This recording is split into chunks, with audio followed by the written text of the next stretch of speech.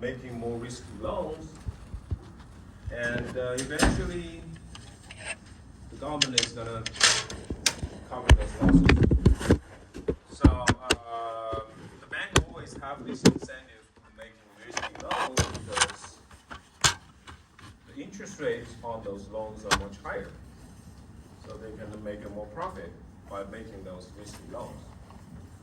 Or government does not pay out bank. That could lead to a potentially collapse of the whole financial system, which is what we call the systemic. So it's a dilemma that the government has to face in that circumstance.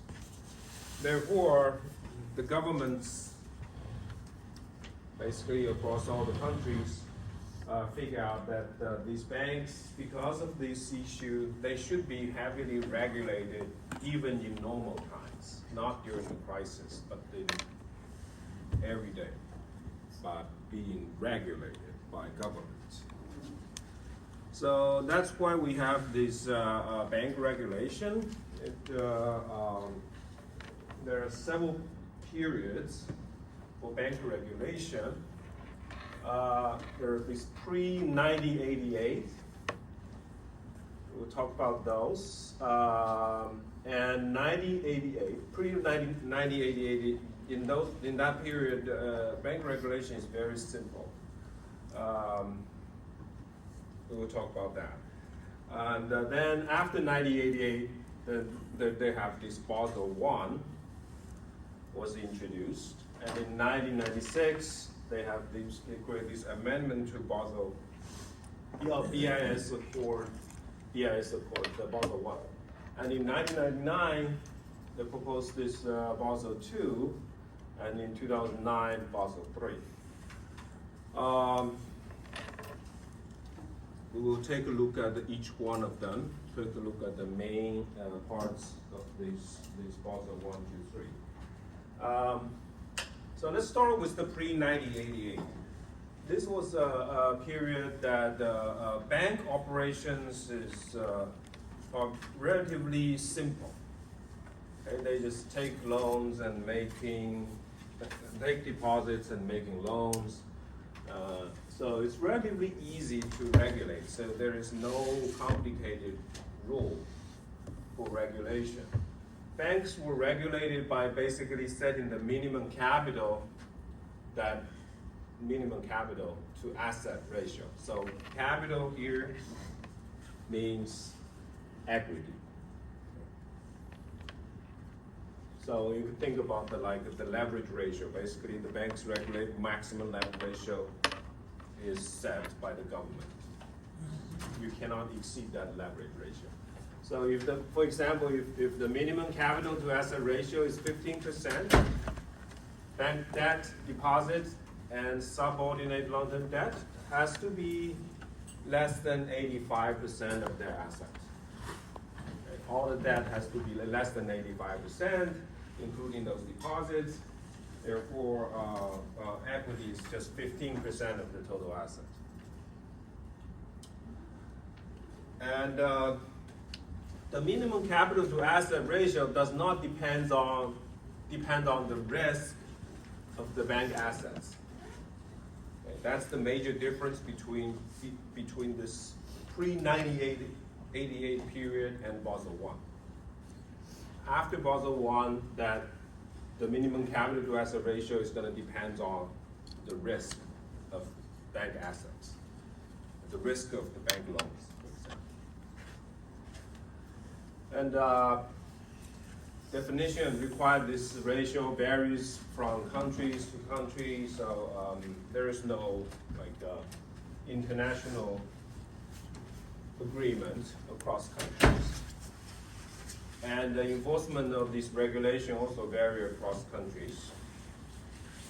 But after 1988, there is a problem starting in the late 80s, 1980s, is that this derivative trading has starts to increase a lot. After 2000, of course, the derivatives have increased even more. If you have a huge exposure to derivative trading, you have to take into account of the risk of those derivative positions. So you can think about like those counterparty risk. The bank enter an interest rate swap. Right? I talked about this counterparty risk. If you enter an interest rate swap, and for example, your market value of your position is positive, then your counterparty has to pay you, right? Potentially they have to pay you in the future. The future cash flow to you is positive, but there is always a risk that your counterparty is going to walk away without paying anything. So you're going to lose that value of this derivative. So that's what we call counterparty risk. Basically, your counterparty may default on a derivative position. How do we take into account of that when we set the capital requirements, right? So that's the main part of the Basel I. So let's start with the Basel I, which is the first international framework for bank regulation. So it's the first risk-based capital requirement. Even when you have the same, basically the idea is that even if you have the same, if two banks, they have the same bank assets, same amount of bank assets, if bank A's assets are more risky, if they make more risky loans, bank A, then bank A will require to hold more equity capital. Will have to take less leverage, okay, because your bank loans are more risky. Your borrowers are more likely to default. Therefore, you have to hold more equity. So that's called risk-based assets, a risk-based capital requirement. So instead of a fixed minimum capital to asset ratio, more asset risk, if bank holds more asset risk, the bank has to hold more capital. So these are the main provision of Basel I. The capital must be, the total capital must be 8% of risk-weighted asset. This 8% is called Cook ratio. But this capital is not just the equity. Okay, I think I used it. I have to be more careful when we talk about capital. This capital represents both Tier 1 and Tier 2 capital. So that means common equity, preferred shares, and the subordinate long-term debt. So all the Tier 1 and Tier 2 capital. 50% of the capital has to be Tier 1, which is mainly common equity. And 2% of the risk-weighted asset must be common equity. Okay. So that's the main part of the capital requirement. So these slides I just copy-paste from the chapter 2 about banks. Okay, we talk about this Tier 1, Tier 2 capital. Tier 1 capital. Tier 1 capital is mainly about, most of it is common equity, which is like common stocks. Stocks that we look, the stocks of the banks. And the second one, non-cumulative perpetual preferred shares. So these are preferred shares, which is it's kind of a stock that pays, I think I talked about it too as well in the first week. So preferred shares are basically you're gonna receive, if you're owner of preferred shares, you're gonna own some dividend. They're gonna pay dividend, and dividend is gonna be kind of fixed.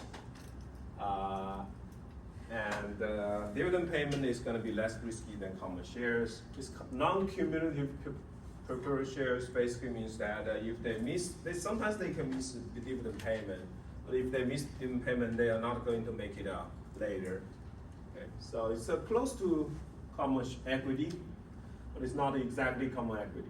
So Tier 2 capital include cumulative preferred share stocks. So which means that if this is different from the non-cumulative, because if a preferred share, if they miss a dividend payment, they have to make it up later. So it's very close to a bond. Certain types of 99-year debenture, these are bonds to subordinate debt with an original life of, original maturity of more than 5 years. They could have a maturity much less these days today, but when issued, they have to have a maturity of more than 5 years. So these are all like, subordinated debt in the balance sheet. And the first one is pretty much common equity. Okay. So if the equity capital is less than loss, bank is going to be insolvent. Then the tier 2 capital, as we explained, is going to be relevant. They will serve as a cushion for the depositors to protect depositors. So in Basel I, 3 types of the credit risk exposure is going to be divided into 3 categories. The main part is those from on-balance sheet assets. So these are mainly bank loans, standard bank assets, bank loans. You have to exclude derivatives. The second one is those from off-balance sheet items. You can think about like government, the bank guarantee and those kind of things, which is close to a kind of a derivative. And third one is mainly from the derivatives. So when you calculate the total risk-adjusted risk-based asset, you have to include all these 3 items in order to determine the final capital requirement for a bank. Now let's focus on how we estimate the risk-based assets under Basel I. Let's start with the on-balance sheet items. Okay. So these are the 4 categories. So let's start with the risk-free assets, okay. 0 weight. So you don't have to include them in your risk-based asset. So the risk-free asset include cash, gold, OECD government bond. You can think about like a developed country government bond. And insured residential mortgage. So insured residential mortgage because there is a kind of a insurance. So the insurance is going to pay if the home buyer default. Therefore, this kind of mortgages can be considered as risk-free. So if it is risk-free, you don't have to hold any equity for those risk-free items. Now the second category, any loans made to OECD banks, so banks in some developed countries, and OECD public sector entities such as security issued by government, the US government or municipalities. So these are by local government or federal government agencies.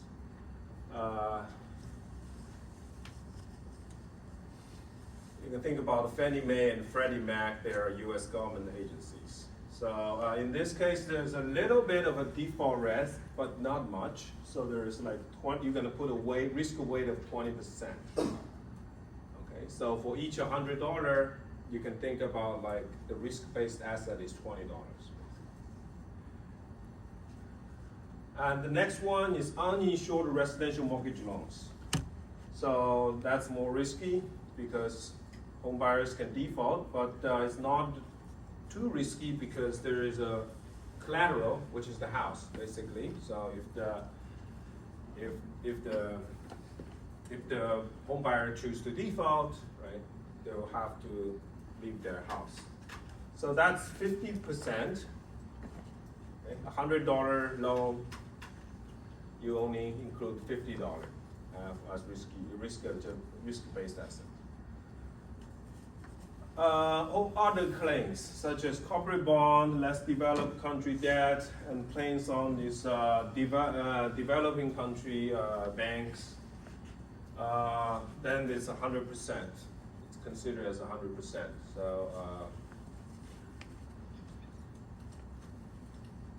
So the basic idea here is that if the asset risk is higher, you have to gonna put more weight on those assets, and the total risk-weighted asset for n on-balance sheet items is going to be the weighted sum.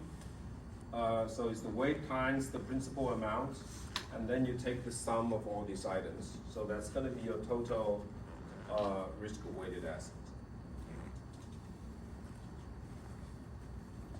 Let's look at an example. So the bank asset, it consists of $200 million of corporate loans, $100 million of U.S. government bond, $100 million of uninsured residential mortgage. Determine the total risk-weighted asset. Let's work on this problem for maybe 3 minutes.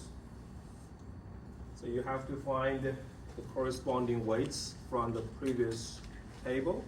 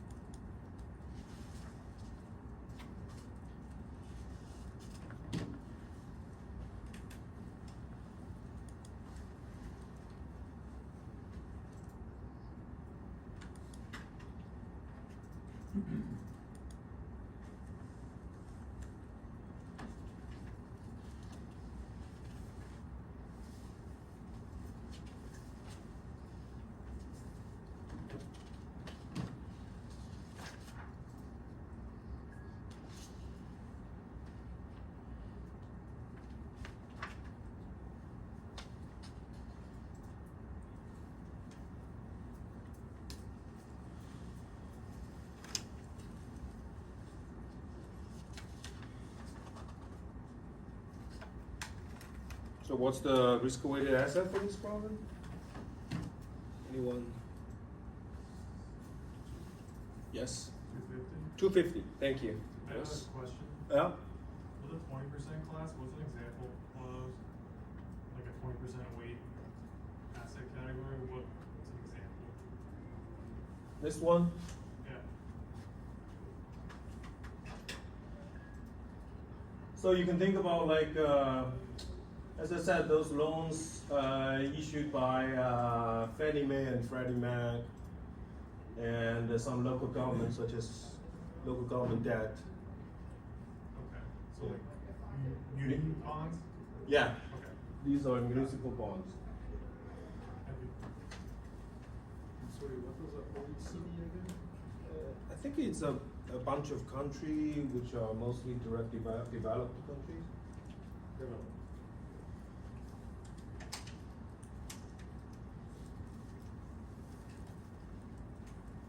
Yeah, Professor, the 200 million corporate loans, where will you classify that one?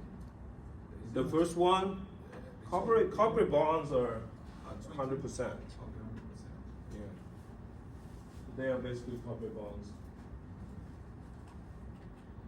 So let me just walk through this problem.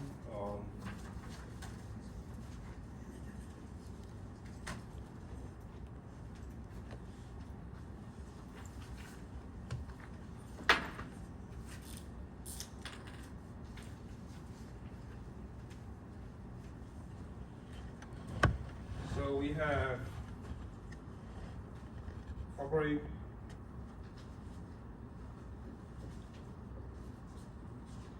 loans, 200 million, and government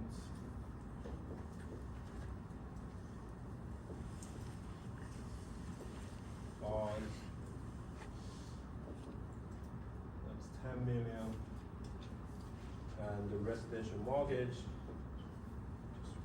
mortgage.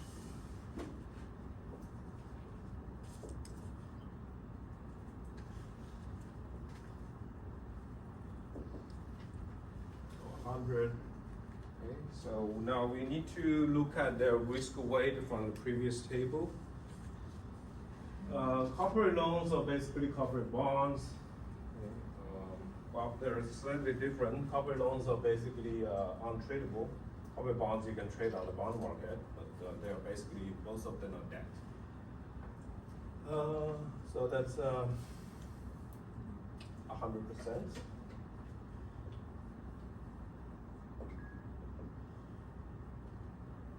And the US government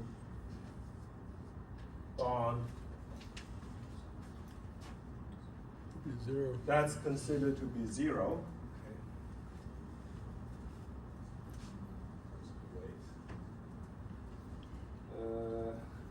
The next one is residential mortgage, which is 50%.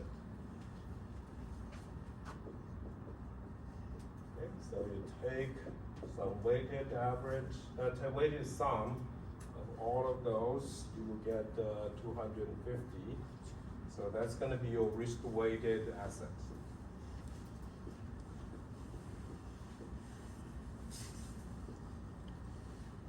$250 million. Okay. So if you consider the Cook ratio, which is 8%, your capital has to be 8% of this 250 million. You need that much of capital. So capital has to be greater than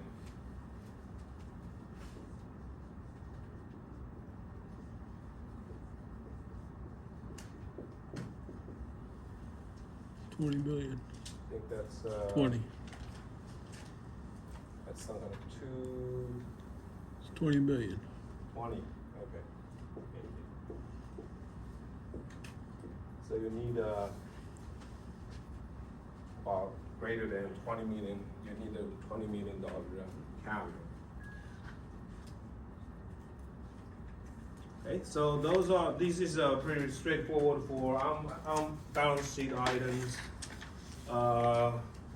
There could also be off-balance sheet items, include banks acceptance guarantees and loan commitments. So these are not directly loans, but they are kind of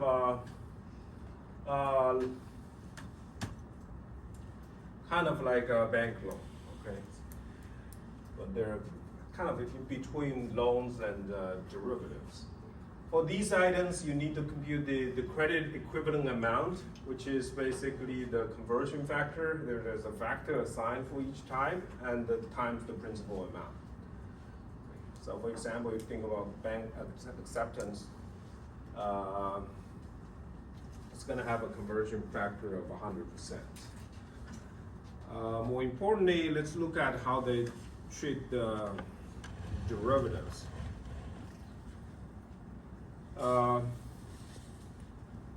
So for an over-the-counter derivative, the credit equivalent amount is determined by this equation.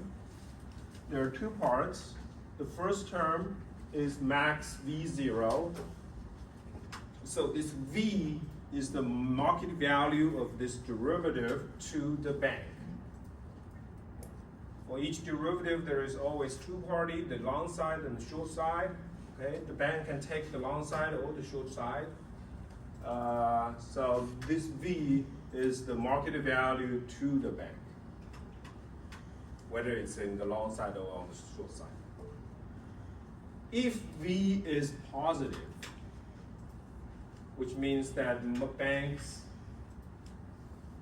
if V is positive, that basically means that the counterparty has to pay the bank, okay?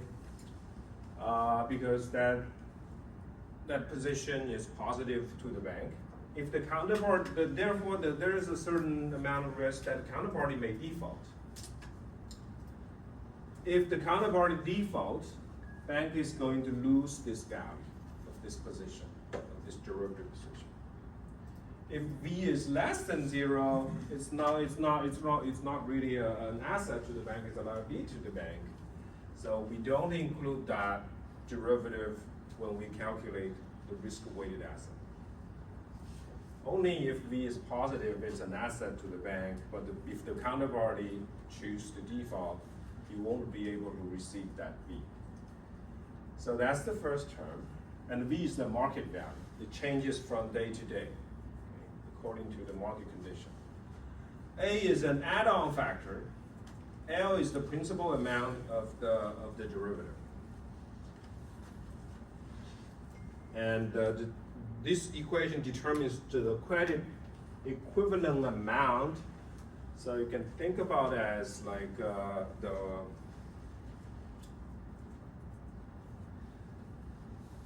principal amount the equivalent principal amount to a bank loan.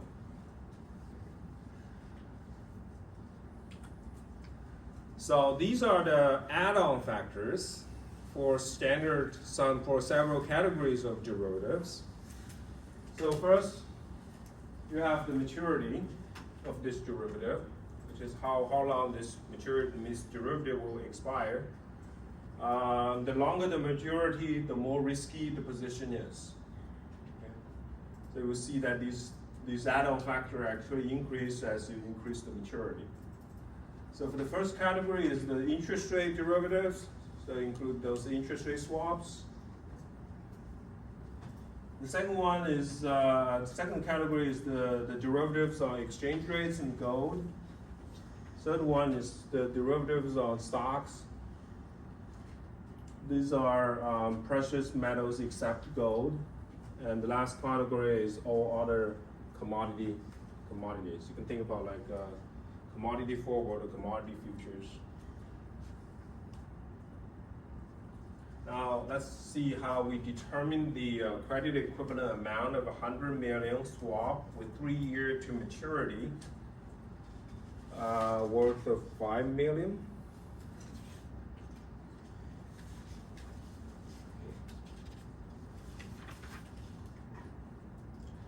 So we're going to use that formula, the previous formula.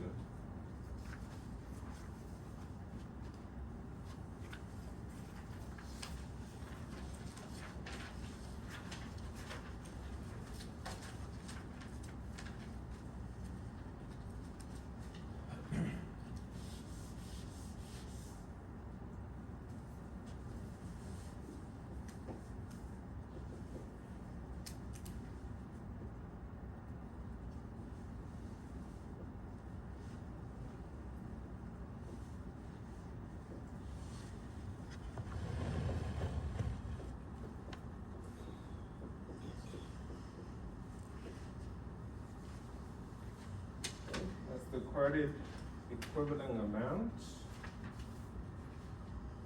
The market value of the swap is $5 million, so V is 5. And the add-on factor, let's look at the category here. So this is an interest rate swap. So we look at the first column. And the maturity is 3 years, so that's 1 to 5. Therefore, the add-on factor is going to be 0.5%. These add-on factors are in percentages. And the principal amount is 100 million.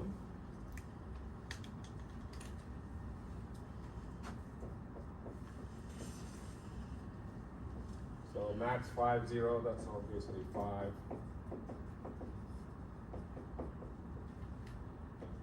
So the credit equivalent amount is $5.5 million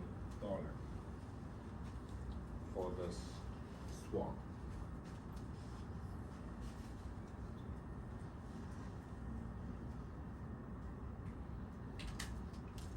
Now, how do we calculate the total risk-weighted asset, including those on-balance sheet items and the derivatives?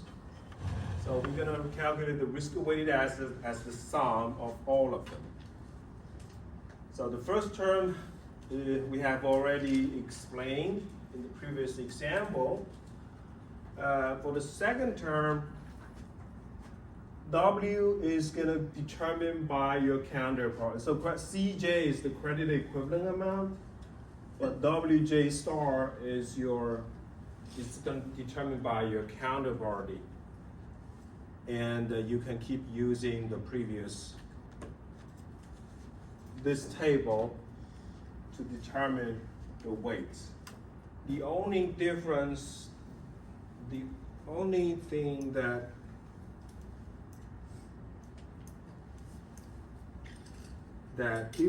differ, the only item that's going to differ from this table is corporate. I believe it's the corporate. If your counterparty is a corporation, then your W star is going to be 0.5. Okay, instead of 1 for this credit derivative, for this credit equivalent amount. Previously, if you consider for the first term, the weight is going to be 100% for corporate loans, but for derivatives in which your counterparty is a corporation, your risk weight is going to be 0.5 instead of 1.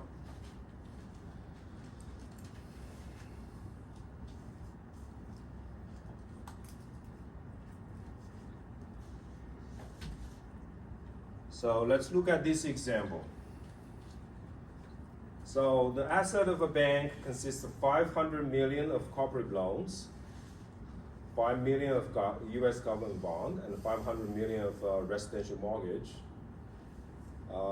In addition, the bank has 3 interest rate swaps with different counterparties. The first one is a 100 million interest rate swap with a maturity of 4 years and with a counterparty of a corporation. Market value is 2 million. The second one is an 80 million swap with a maturity of 10 years with a counterparty of a OECD bank. The market value is 1 million. And then there is a 70 million interest rate swap with a maturity of 8 years with another OECD bank, and the market value is minus 1 million. So how do we determine the risk-weighted assets and the minimum required capital? Let's work on this problem for maybe 5 minutes.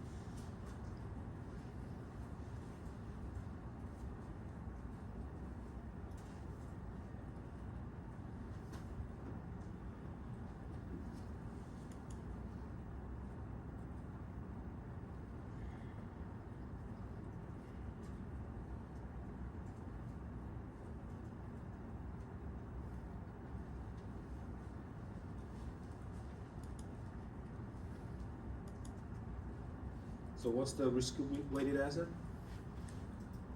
Anyone?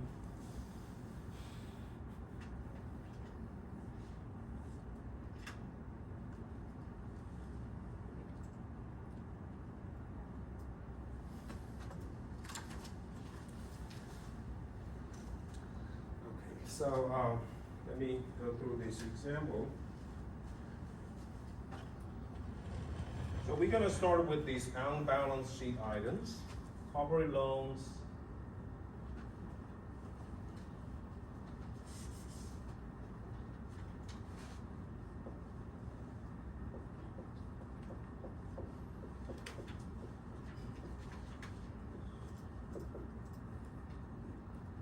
So there are like 500 million of corporate loans and the US government.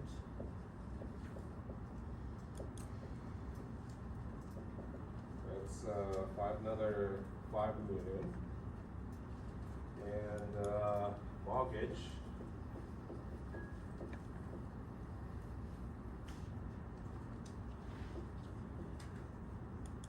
Which is another mortgages, which is another 500 million.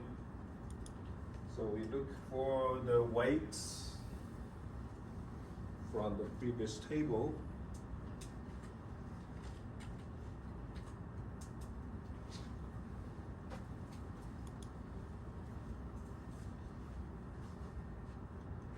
So for corporate loans, the risk weight is 0.5. For US government bond, risk weight is 0 because it's basically cash. And residential mortgage, corporate loans is 100%. So that's 1. This is 0.5. So you total the risk-weighted asset, if you take the sum of all of those, you're gonna have 750 million. That's the on-balance sheet items. Now let's focus on the off-balance sheet these derivatives. 3 interest rate swaps. First one, the credit equivalent amount.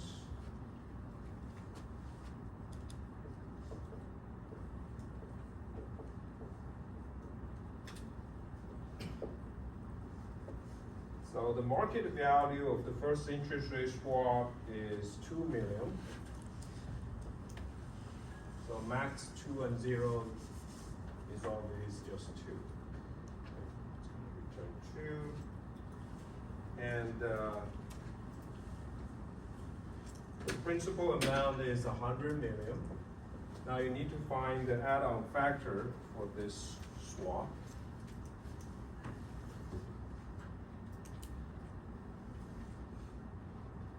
So it's an interest rate swap with a maturity. So the first category with a maturity of 4 years. So that's 0.5. So add-on factor is 0.5.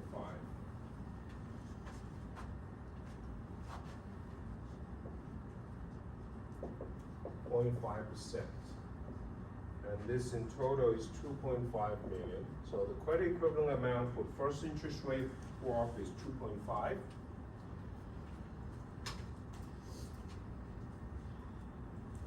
And the counterparty, probably kind of write it as the weight. The counterparty is a corporation for the first interest rate swap. And you go back to this table, you find that the corporate bond has a risk weight of 100%, but as I explained, for derivatives, when you compute the risk-weighted asset for derivatives, you're gonna use risk weight of 50% rather than 100% if your counterparty is a corporation. So your risk weight is gonna be 0.5 instead of 1 for derivatives. Now let's look at the second interest rate swap. You're going to use that formula again. The current value of the swap is 1 million. So max 1 and 0 returns 1. And the principal amount is 80 million times the add-on factor. The add-on factor, let's look at this table. The add-on factor for interest rate swap of a maturity of 10 years is 1.5. So 10 is greater than 5 years, so you're going to use 1.5. 1.5%. So that's 2.2 million for the second interest rate swap. Your risk weight, because your counterparty is an OECD bank,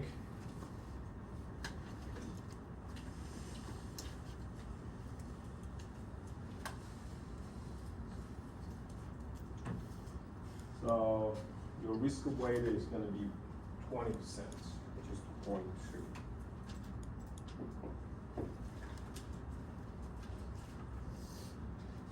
The third one is a interest rate swap with a market value of minus 1 million.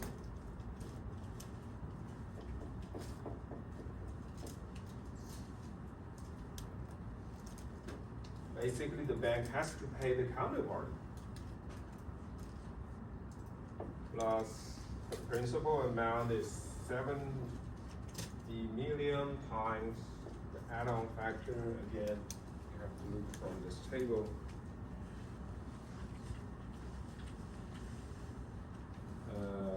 Maturity is 8 years. It's an interest rate swap, so we're going to use 1.5 again.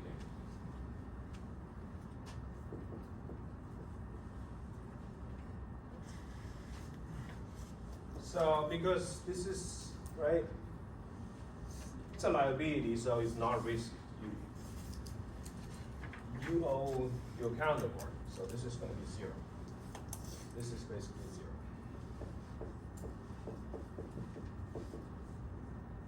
And you will find this equals to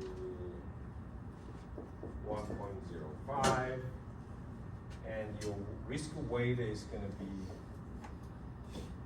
because it's another OECD bank, so your risk weight is going to be 0.2. Now you can calculate the total risk-weighted asset.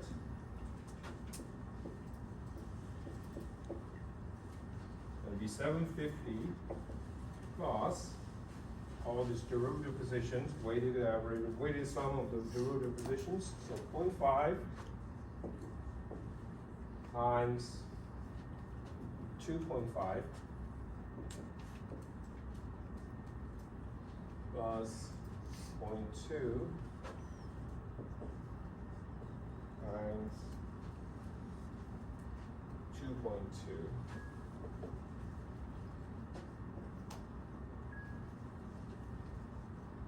The last one is 0.2 times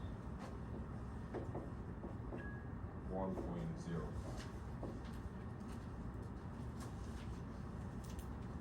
The risk-weighted asset, the total risk-weighted asset is 751.9. And the capital required will be 8% of the risk-weighted assets, which is 60.152 million.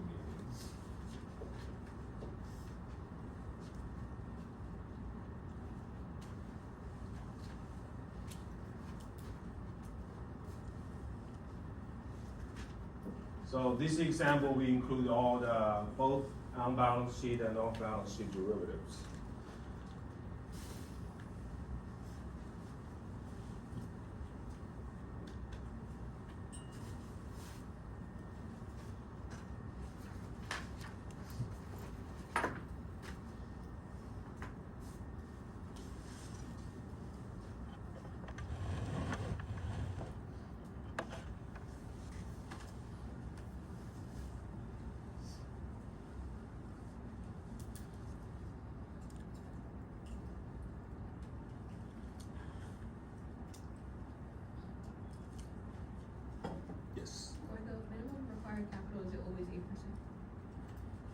In Basel one.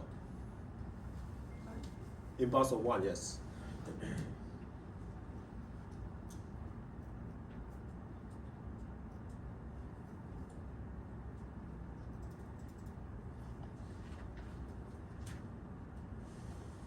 So that's from this, the main provision of the Basel one. So capital has to be 8%, but Tier 1 has to be at least 50% of the total capital, and equity has to be at least 2%.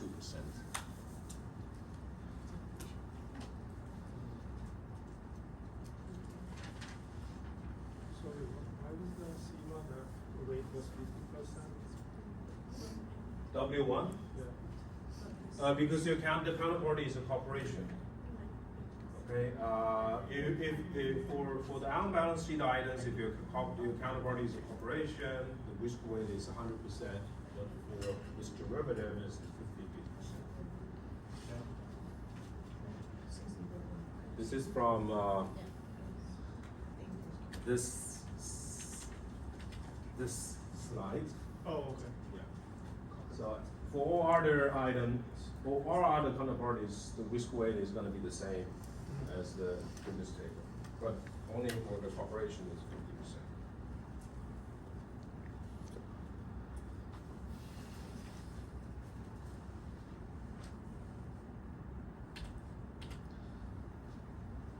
Okay, the netting is important for derivative transactions. It's important to reduce the counter. It's basically a mechanism that they created to reduce the counterparty risk. The idea here is that all the derivatives with a single counterparty is going to be treated as a single transaction rather than multiple transactions. Basically, the reason is because if a company defaults on one transaction, it must default on all transactions. So you cannot default, you can if you enter into all these transactions, you cannot just pick the ones that you're losing money to default. If you default, you should default on all of them. To give you an example, this table is very clear. Okay, so there are two banks. There are counterparties, A and B. They enter two swaps. In the first swap one, Bank A has a market value. The position of the market value of position of Bank 1 is 24. Because B is the counterparty, so it's the market value to Bank B position is minus 24. They enter another swap as well, swap 2. So the position of Bank A, the market value is minus 17. Bank B is plus 17. What netting basically means, so you can see that the total is plus 7 for Bank A and minus 7. So you basically take the sum. For Bank A, you take the sum of these two positions, take the sum of these two positions. What netting basically implies is that Bank B, for example, if Bank B chooses to default, it cannot only default on swap 1. When they default, they will basically default on swap 2 as well. So they're going to lose that 17 million. Cannot just pick these ones that they're losing money to default. If they choose to default, they have to default on all of them. That's going to reduce, as you can see, that's going to reduce the default risk for Bank A. If Bank B allows to only default on the contracts, the position that they lose money, yes. Is that only between the same two parties? Yes. With a single counter, you can have a multiple transaction with a single counterparty. So you're going to put them together, the market value together, to calculate your risk-weighted asset.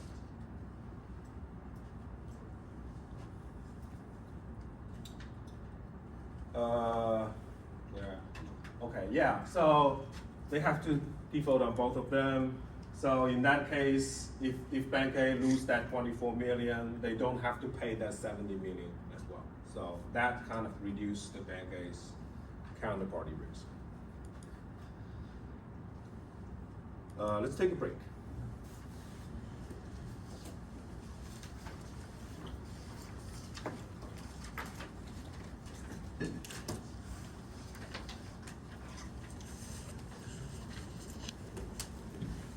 I assume you want these now? Oh, please hand in the homework. Thank you. Well, When I checked their problems tonight before I printed, I saw that you missed one question. I found it. Okay, I see. How much space you got in your computer? How much space do you have in your computer? In my computer, You got room for about 5 gigs worth of books? of course. Thank you. Who is Davey Stricker? I think you have. I have your homework one. You haven't got it back yet. This is your. Westbrook. Westbrook. I will take it. There's a folder that says the books on it. Just drag the whole thing over. Wow. Oh my God.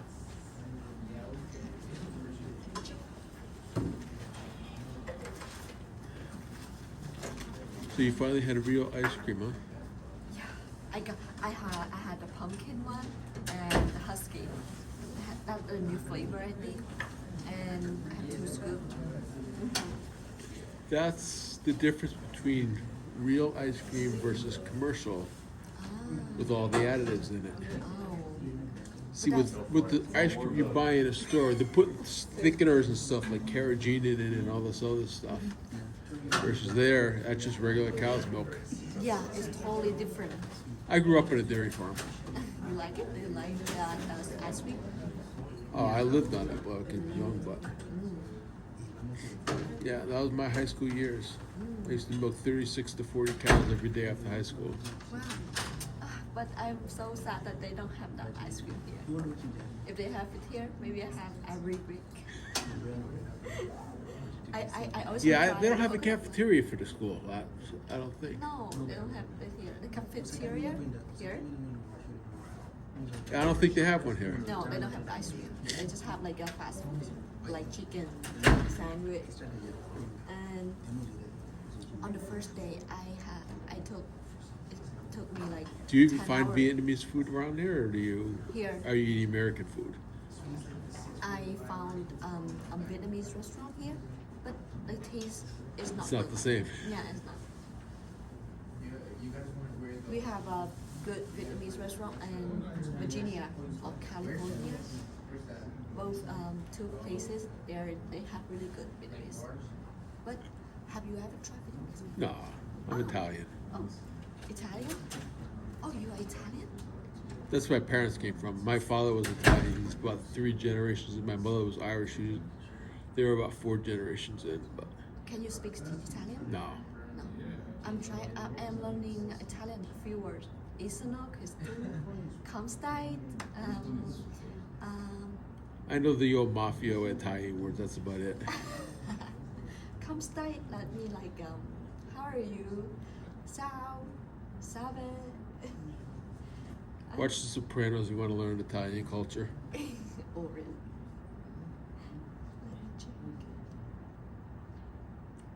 I think I took out all the medical books and the engineering books, but you may find one in there that I missed. Wow. Wow. Oh my God. The other class I'm taking right now is the financial econometrics class. It's Oh, I saw. something like this stuff, but it's on steroids. I saw linear algebra. Yeah, there's about 4 or 5 linear algebra books in there. Wow. Oh, I'll take it out and Yeah. I'll check later. Yeah, you could always go through later, kill you if you don't want anything, but Thank you. Thank you so much. you may see frost next week. It's supposed to get real cold. Next week? Last week? Next week, it's supposed to get a frost. Frost? What is that? where you get ice forming on your windshield of the car.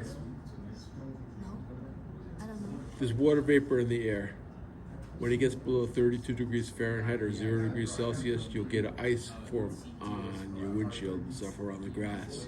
Oh, You're gonna have to find some warm clothes. golf club, Warm clothes. warm clothes. Ah, so next week it's gonna be cold. Ah, I see. How about this? You're gonna have to find better shoes too. Those aren't gonna work in snow. I have like 2 layer everything here, 2 layers. See those kind of shoes? Those don't work in snow. That'll be super slippery without treads. Ah, You need something like that on the bottom.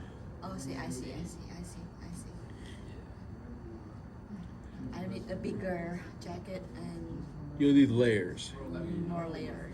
Layers works better. I'm going to Boston this weekend to see the Vietnamese community. They have like an event for Vietnamese community in 2.5, 3 hour ride. It's about an hour past stores. yeah, 3 hours. Yeah, 2.5, 3 hours of drive to get up there, depending on traffic. Some of Vietnamese in Boston, they hosted me and my friend, so I can stay there for 2 days. I got like a 10 out of 15. Yeah. Like, what is it, like a 66? Yeah, they're pretty bad.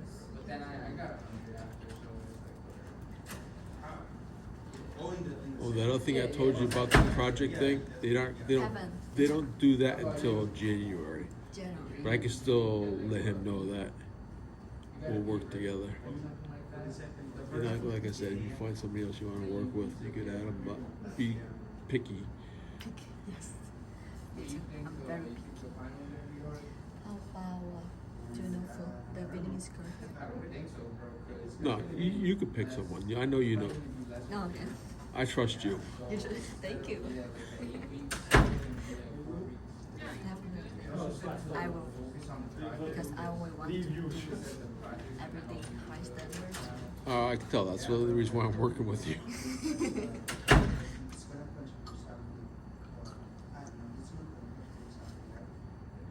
When I do my homework, I can do it on like Excel everything, but I want to try to do everything manually to practice for the final exam. So Yeah, you're not gonna have Excel for the final exam. yeah. That's what we gotta ask him About the yes table, right?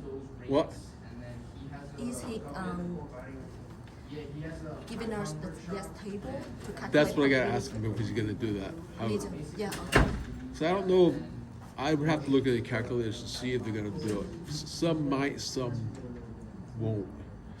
And that's not an easy calculation to do without, I see. because it's actually a complex integral.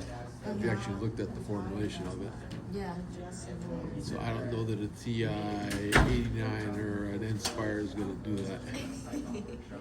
A business calculator probably won't. Have you ever tried this one? I've got one of them, yeah, but see if it's charged or not. Oh yeah. Wow, that's a nice one. Yeah. Are you going to turn The on? financial calculator, they have like a lot of function. You can solve for X. These are more for engineering. Wow, this is a nice one. Smart one. Those have a computer algebra system built in, and they will solve up to second order differential equations. Oh yeah. This one too. No, that doesn't have a CAS. This one. That's just a business calculator. Yeah, business, but we can calculate like a matrix. Yeah, that is, it iterates. I used this one when I was in high school. They have like a lot of function here, like matrix, vector, Yeah. and I can solve for like S, Y. Because I used this one when I was a kid, so I'm familiar with this. This one quite new. Wow. Oh my god, they have one here. The Jordan. Yeah.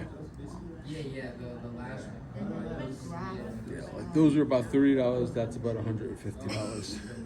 Yes. And my rule of thumb is never bring just one calculator to a test. You always bring at least two, Oh, that's- because you never know when it's going to go dead on you. yeah. And I've had that happen with only one so never again. Wow, look at. So I'll bring that and I'll bring a TA 89. I don't know how to turn it off. Yeah, you just hit the second button. I think it's control off. Yeah.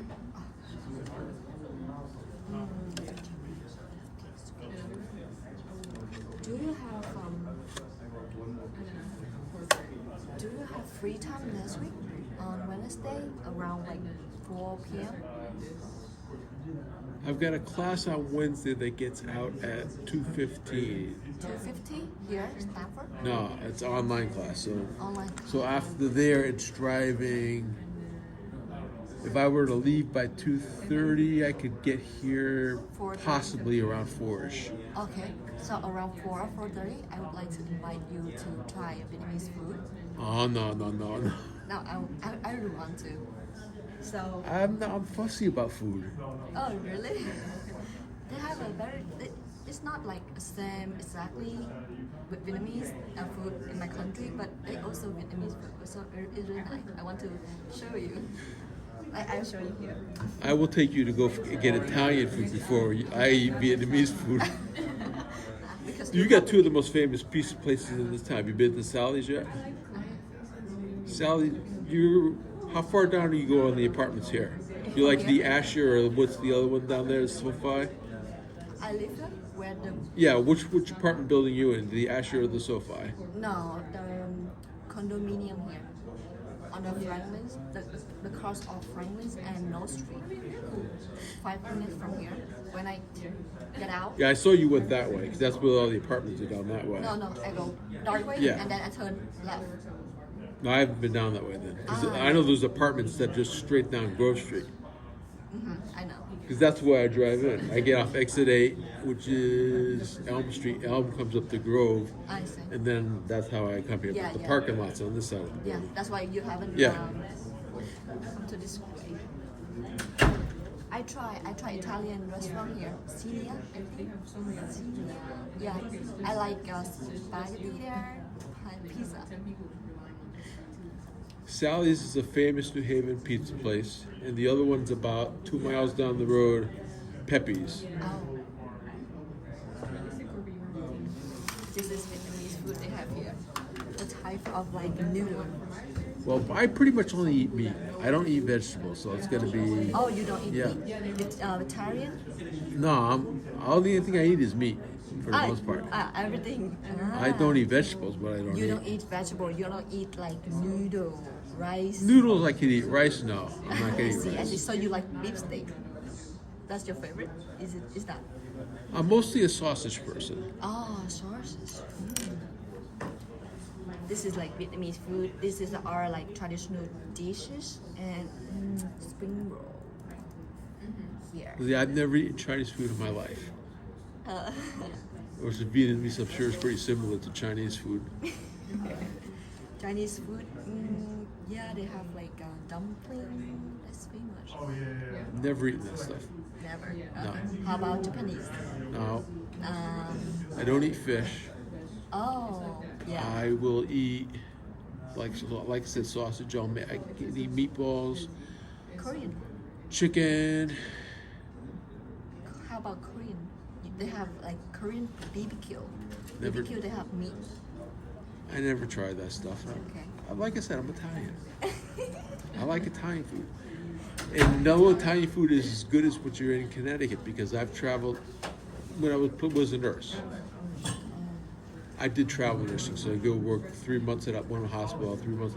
I never liked any other place other than Connecticut. Wow. So that's why I stayed here. I was born here. Wow. Like I said, I live about 60 miles here. I was born in New Haven.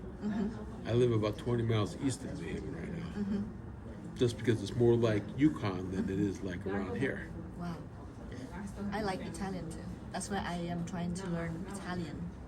A few words. Yeah, here in the States, you have to learn a foreign language if you're going to go to college. Otherwise, you have, like if you didn't have 3 years of a foreign language, in high school, you had to take 2 years of a language at UConn when you were an undergraduate. I had 3 years of French. 3 year French. 3 years of French. Bonjour. Bonjour. Yeah, that's about as a little bit of my knowledge of it. The only word in French. Well, you should know that because French used to be the language of Vietnam back in the days. Yeah. For the right reasons, but Have you ever believed that I am first year student? First year in college in my family.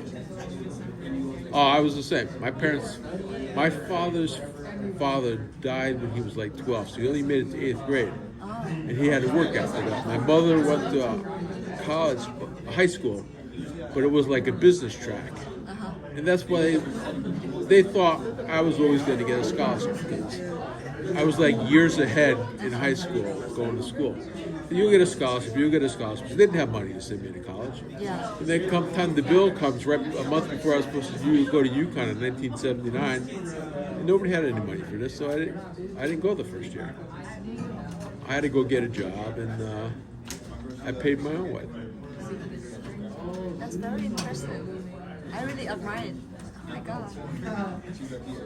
Like me, my parents, just because of the war, American war, let's and move on. so they didn't have money to go to Let's college. look at how we calculate the credit equivalent amount if we with netting. So if you have several transactions with a single counterparty, like n derivatives, n transactions, n derivatives with a single counterparty, without netting, your exposure is going to be simple sum, right? Simple sum of your max B0.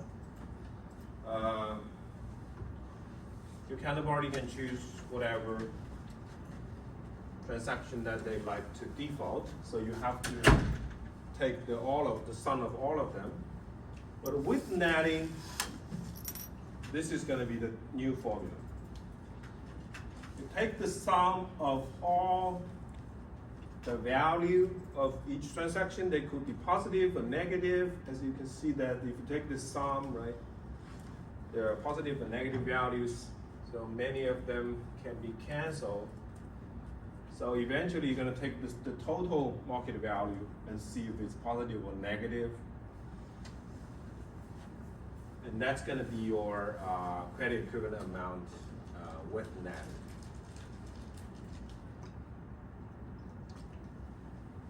So the idea here is you can imagine the previous example, right? Bank B, if with netting the bank B, you're going to take the sum of all the transactions, the market value transactions. If bank B has a -7 market value, if they choose to default on both of them, because they cannot pay that 7 million, right? Your exposure as a bank A, your exposure is just 7 million. It's not either 20, it's not 24, right? Because of netting, so your exposure is 7 instead of 24. So that's why you take the sum of the market value of each transaction first, and then use this max function. And then they have these net replacement ratio, which is the exposure with netting divided by the exposure without netting. So you can see that the low net replacement ratio implies more benefits of netting because you're going to reduce your exposure a lot with netting, and that's going to help to reduce your risk-weighted asset and lower your capital required. So this is how you calculate the risk-weighted risk equivalent amount with and without netting. So without netting, right, that's the simple equation. You take the sum of all of them, because these are all transactions with a single counterparty. Okay, so you can take the sum of them and then times the weight of that counterparty, the risk weight of that counterparty, when you calculate the total risk-weighted asset. With netting, this is going to be your new formula. So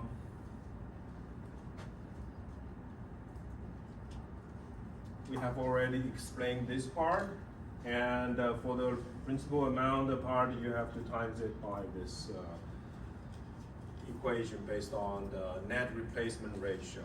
So this is the net replacement.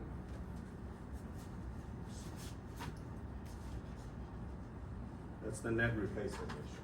That's the net replacement ratio.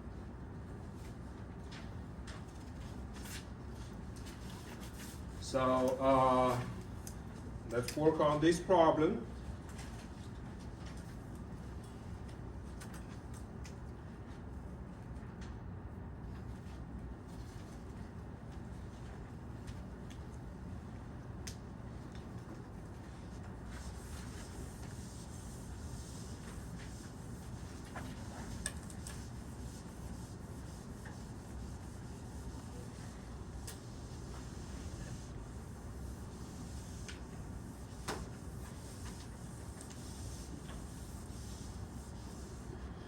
So I'm going to show you the risk-weighted asset with and without netting in this example.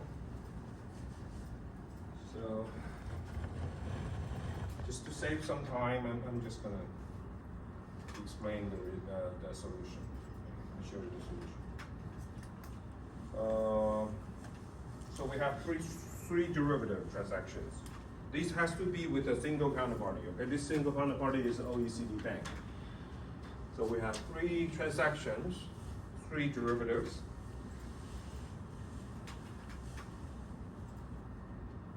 So the first one is a swap. The second one is a FX forward. The third one is a stock option.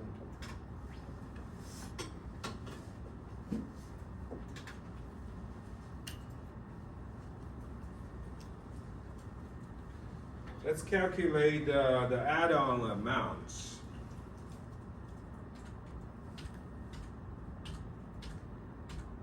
So we will need to use this table to calculate the add-on amount. For the swap, principal amount is 1,000 times the add-on factor for a 3-year interest rate swap. Interest rate swap, first column, 0.5.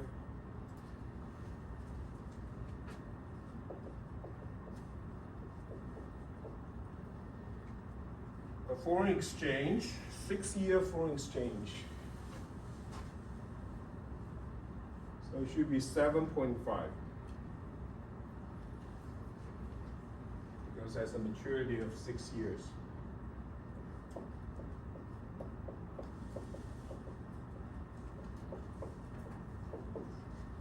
The third one is a stock option, 9-month stock option. So that falls into this category of equity. It's 9 months, so less than a year. So the add-on factor is 6%. So we have 500 times 6%. That is 30.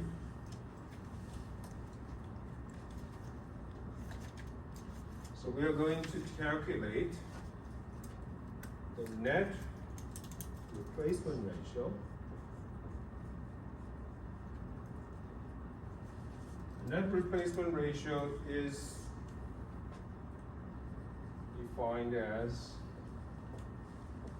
the max of the sum of all the market value of all the transactions.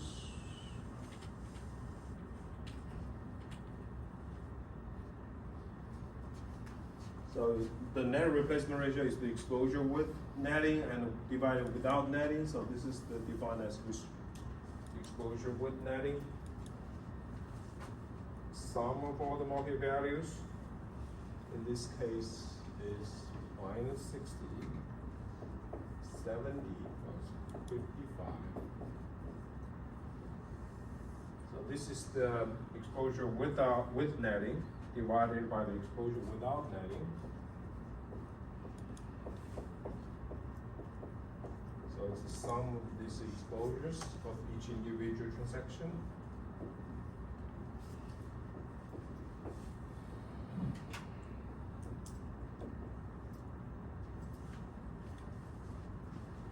And you'll find that this net replacement ratio is about 52%. So there is some benefit. You reduce your exposure by 50%. Okay.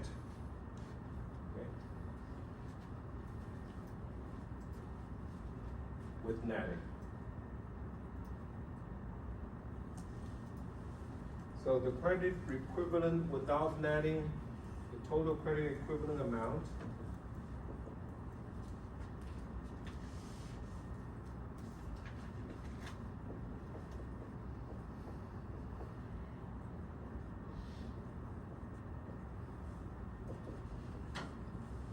C is gonna be, just take the sum of all of them.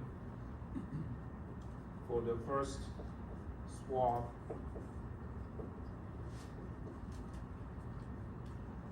that's the add-on amount.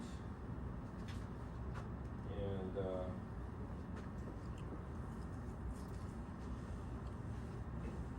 second, foreign exchange.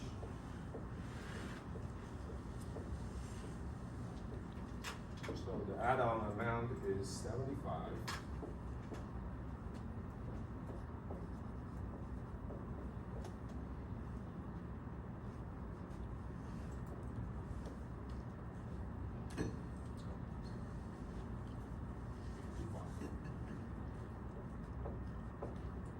So these are from the market values from the last column. These are the market value of the three derivatives. Plus add-on amount of 30. So this total credit equivalent amount is 237, also 35. That's without netting. With netting,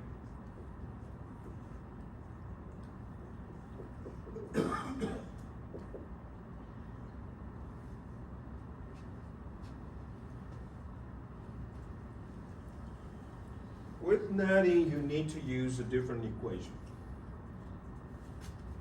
You will use this equation. So the total exposure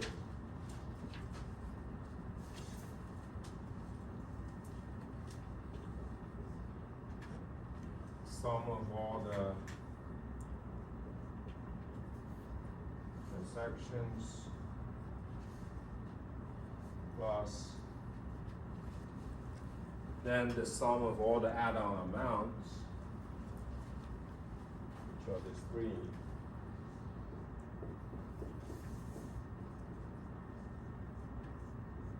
times 0.4 plus 0.6 times the NRR, the net replacement ratio, which is 0.52.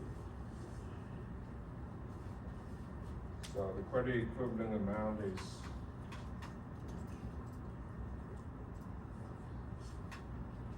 $143.3.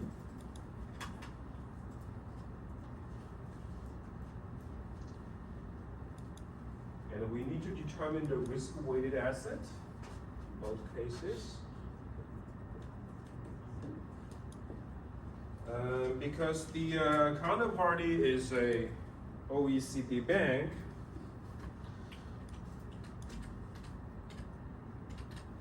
according to the first table for OECD bank, the risk weight is 20%. So you will use the 20% times the credit equivalent amount.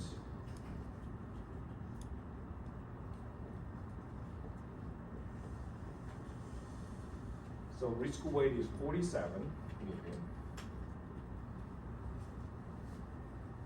Again, you can calculate this. With netting, you can see it's going to be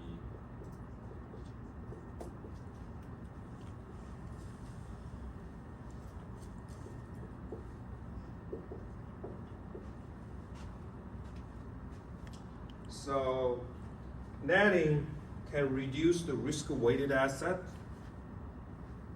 and hence lower the capital requirement for the bank. The risk-weighted asset with netting is going to be low. It's 28, which is lower than the risk weight without netting 47. So the reason is because netting really reduced your counterparty risk a lot. So your minimum capital requirement is going to be low, significantly low.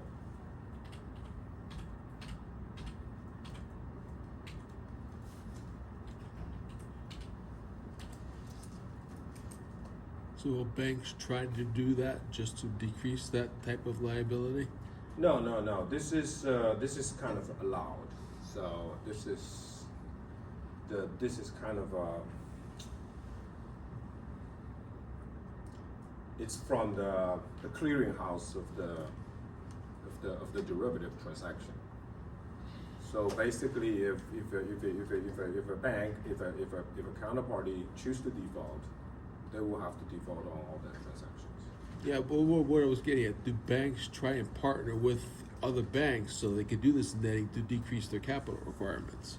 Yeah, this is going to help Yeah. them to decrease the capital requirement, but this is kind of enforced by the clearinghouse of those transactions, those derivative transactions. So.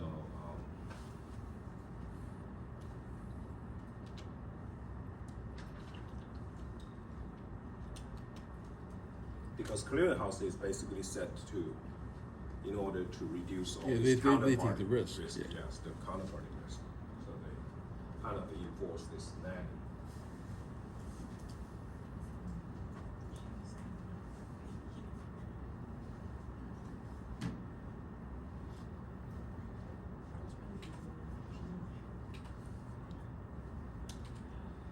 Okay, so that's the most important parts of Basel I. And in 1996, there is an amendment to Basel I, which was implemented in 1998. They do not, in this amendment, they also require banks to hold capital for market risk, not just for the credit risk.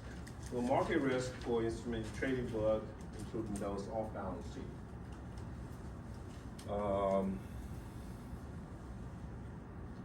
So this is the formula that they calculate the market risk. So you can see that like what I'm trying to say is that you get some. You just need to, for this part, you just need to have some idea about how they calculate it. This market risk capital requirement is determined by value at risk. Okay, so this is the formula. I'm not going to go through any example here, numerical example here, but you can see that this formula is determined by is mainly driven by this value at risk. So there are two value at risk you have to estimate in order to determine the capital requirement for market risk. The first one is VAR P minus 1, which is the 99% 10-day value at risk.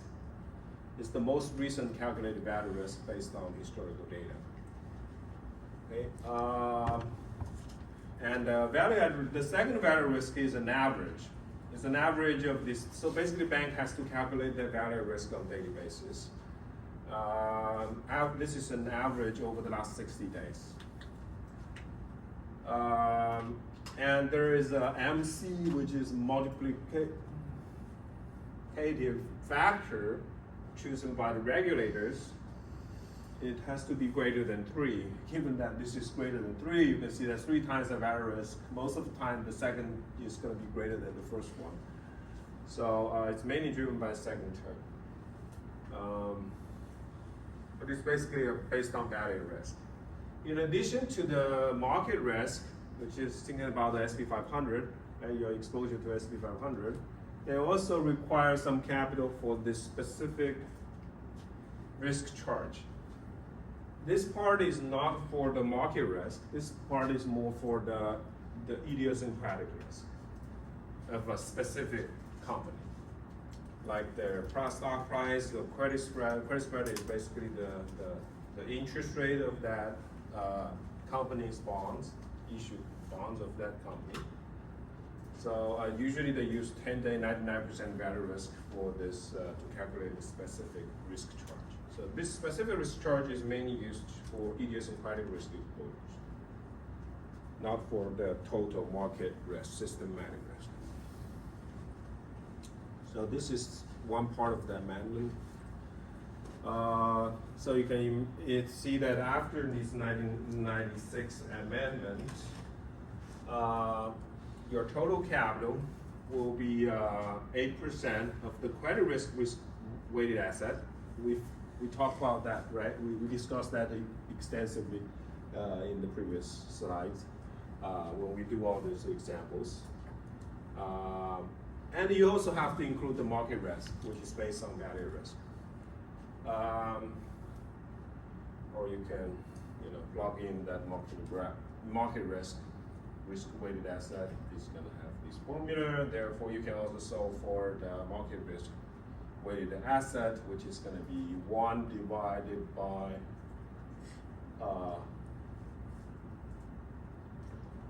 so this part is the capital requirement. Since capital requirement is 0.08%, is 8% of the risk-weighted asset, therefore you can back out the risk-weighted asset using the capital requirement times 12.5, which is 1 divided by 8%.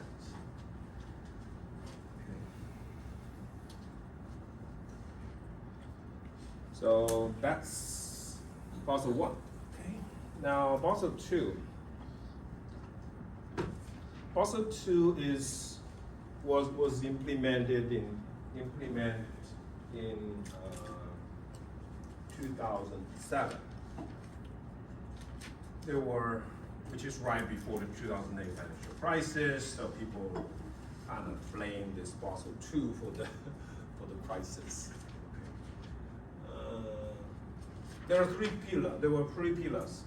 New minimum capital requirements for credit and operational risk. So you can see that that's a new word here. Operational risk. It requires capital for operational risk. Supervisory review, more thorough and uniformly. So regulator is going to review your risk exposures. And there is market discipline, more disclosures. You have to disclose more about your risks. So the new capital requirements, you have to hold capital for credit risk, market risk. So those two are from the Basel 1. And in Basel 2, you have to hold capital for operational risk. So operational risk is a risk because of the daily operation of a bank. It doesn't necessarily be driven by, it doesn't have to be, it's not a part of the financial, it's not really a part of the market risk or credit risk. It could be just some human mistakes, okay? We heard about the news that Wall Street banks lost a lot of money just because someone made a stupid, simple mistake. That's an operational risk, okay? So that's not because of financial market. The risk is from the financial market. So in Basel 2, you have to hold capital for this operational risk. For credit risk, Basel 2 is quite different from Basel 1. They updated. The main difference is that Basel 2 don't separate this different counterparty or borrower into different categories. Instead, it's separated in category based on credit rating. So Basel 2 is based on credit rating.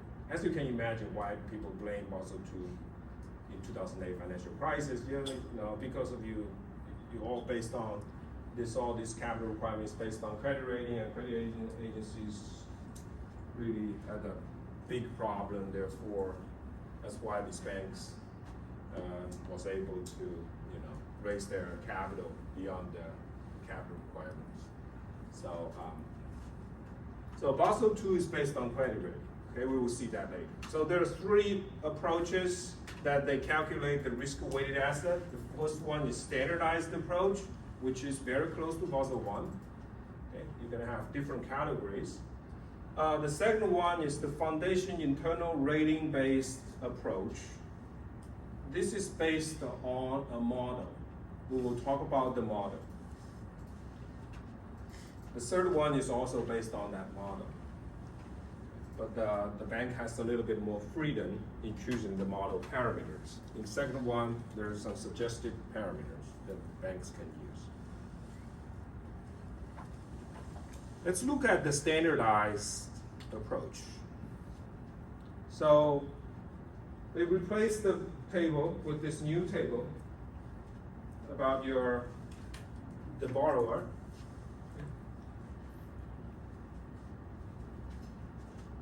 So you can have like government, these are government borrower, banks, corporations, and the risk weight is gonna be based on their credit rating.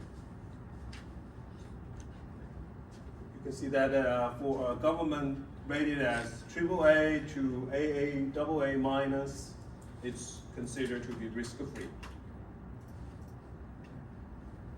And if A plus to A minus, you have a risk weight of 20%. For this AA, these very big banks, usually they're rated as AAA to AA minus, AA minus, so the risk weight again is 20%. Same for corporations.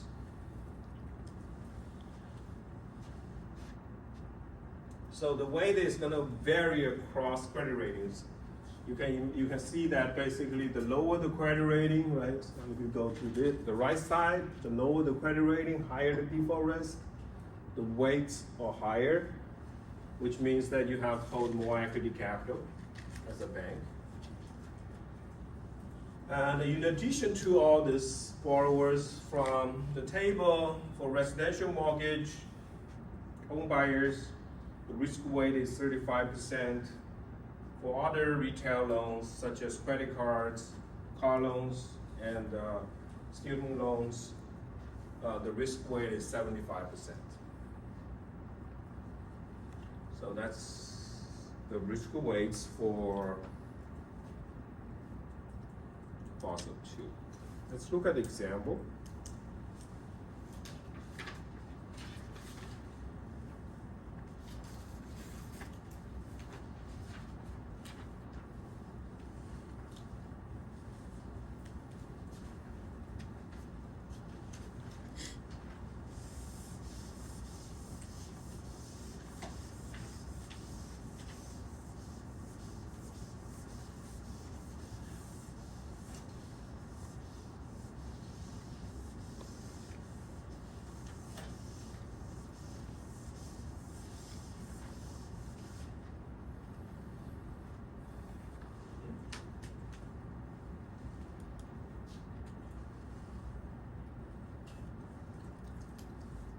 So we have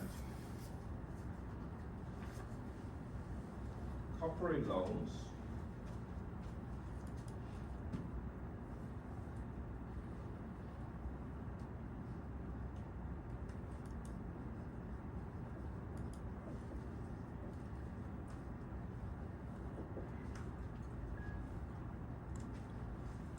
Rating is A.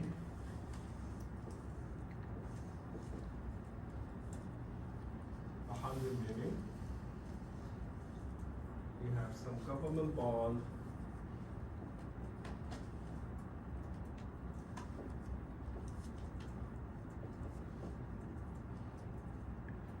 Rating of AAA. 10 million. And the mortgages.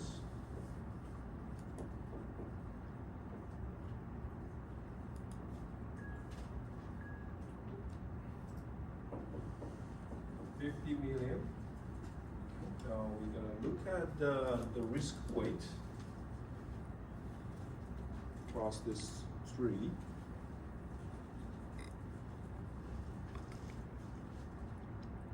First one is a corporate loan. Corporates rating of A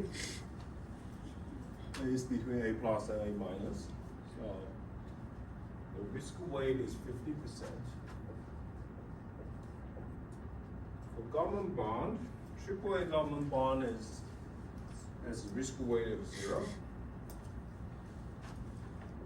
Residential mortgage risk weight is 35%.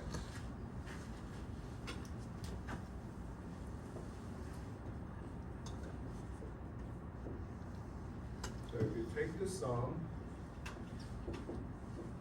you're gonna have 67.5. That is the total risk-weighted assets.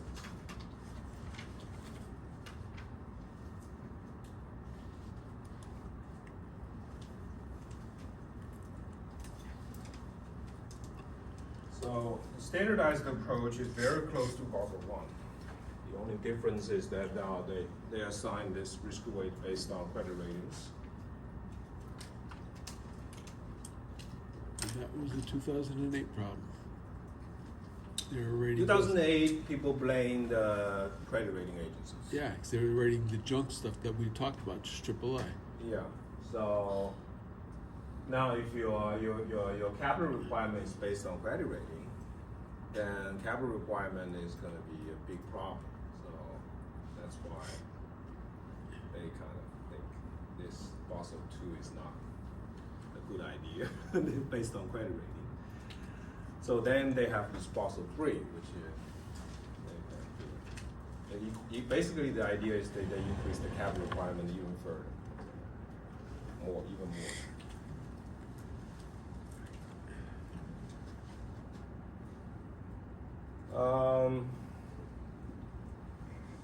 Okay, so now let's look at, so that's the standardized approach. Now let's look at this IRB, I think this is called the internal rated,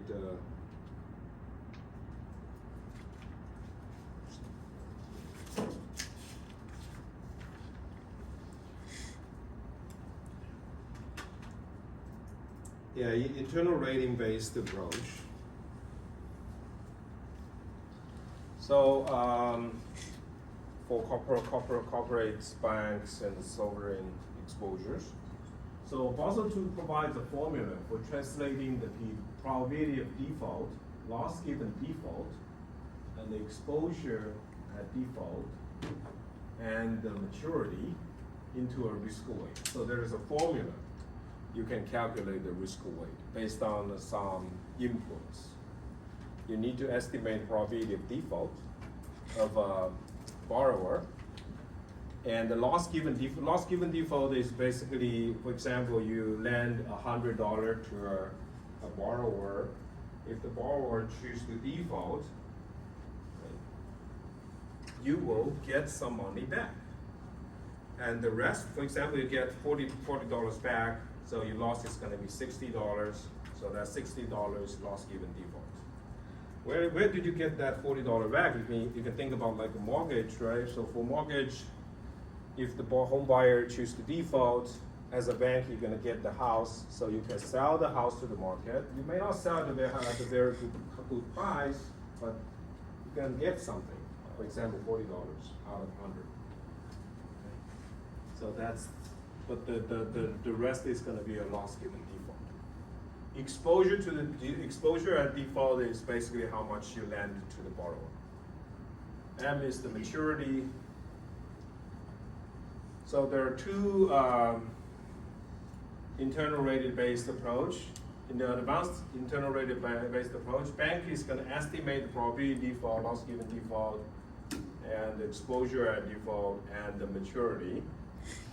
On the foundation, bank estimate only probability default, and the Basel II guidelines determine other variables from the formula. So this is the idea here. How do we determine the capital requirements, right? So we're gonna see the formula, but let me just tell you let's talk about the intuition here. So this is gonna be your your loss distribution. Okay, for your portfolio, for you as a bank, this is gonna be your loss distribution. this is your expected loss. Okay? Kind of like your average loss next year. So you expect to lose so much, so that's not a surprise at all. So you should be able to figure that out. So if you have that expected loss, you're not gonna lose money. Okay? You're gonna make some profit, maybe not much, but you're gonna be able to survive the next year for sure. So that's your expected loss. And this is gonna be your 99.9 worst case loss. You can think about what does it mean is, right? It's kind of like the value at risk, something like the idea of value at risk. This you can consider as, it's not exactly value at risk because this is called a worst case loss. What does it mean is that this worst case means a market crash. So as a bank, you have to estimate what your loss is if S&P 500 crashes.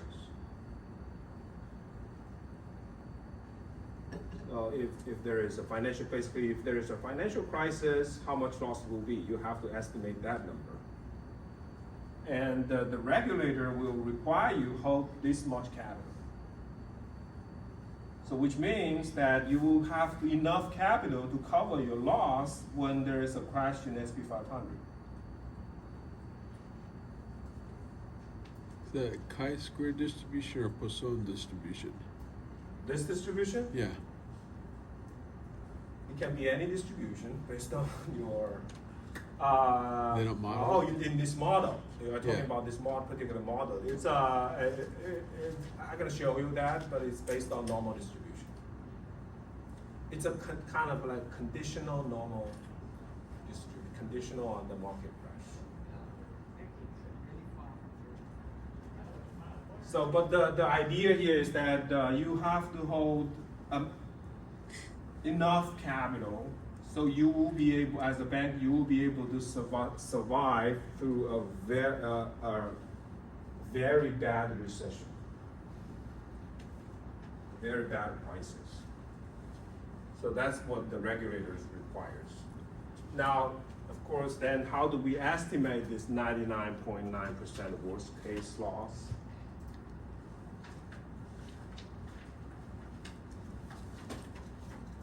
This is the formula. Let me just explain the formula first, and then I can show you the idea how they come up with this formula.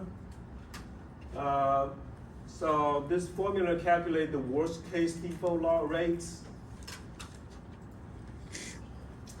PD is the average default rate of your borrower, of a borrower I. Okay. Rho is what we call the correlation among borrowers. It's a correlation. And this M inverse, that's inverse cumulative normal, and your confidence level is 0.999, and then you'll be able to solve this worst case default rates. And as I explained, this is gonna be the default rate of borrower I when S&P 500 crashes.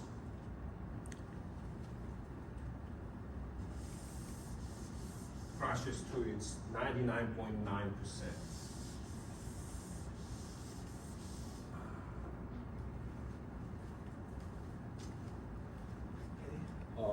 So that's called worst case default rate. So I'm gonna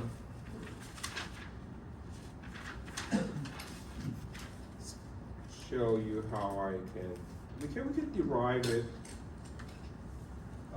This is based on this idea of this joint normal distribution. I'm not sure how many of you know this.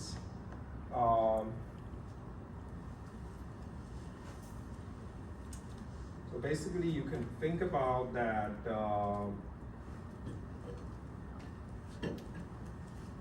there is borrower I,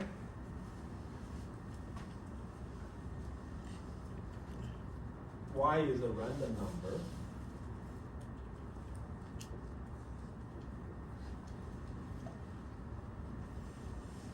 This Y is a standard normal variable, And what basically you can think about like if y is too low, you can think about like y probably is a kind of profit of a borrower. And if the profit is too low or they have a huge losses, then this borrower is going to default. So that's what y is. Y is a random number. So the y, the risk of borrower I, you can think about y to capture the risk of borrower I.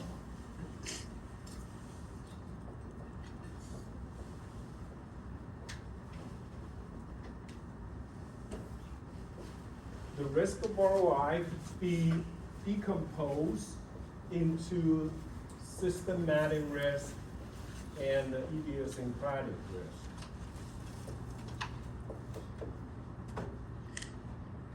Okay, X is the systematic risk, this is idiosyncratic risk. Rho is the correlation.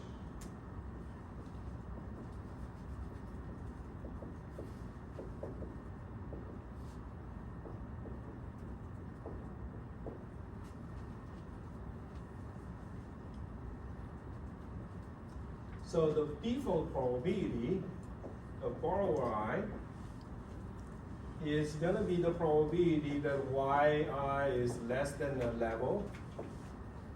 Let's call it debt level. For example, it's debt level. If you are not, basically you are not be able to pay your debt. The idea is. And given that y is a normal variable, the probability is going to be a cumulative normal of d. Or you can write D is going to be the inverse cumulative normal of probability of default borrower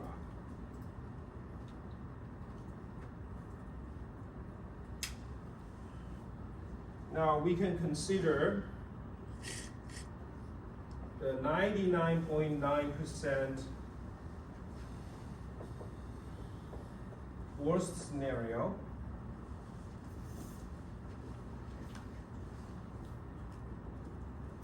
For the systematic risk, which is the market,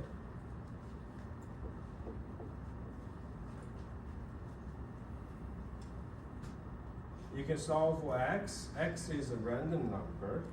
It's actually the inverse normal of 0.99. That's going to be your x. Condition on that there is a market. This is what I mean by market crash. Okay? The market goes to this 99.9% worst case.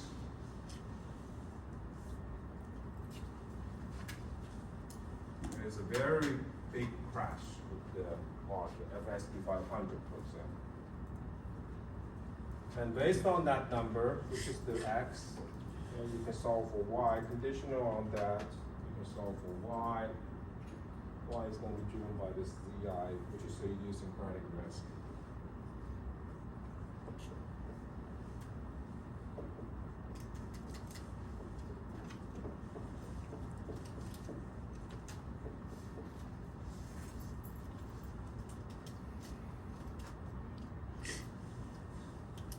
And your worst case scenario is going to be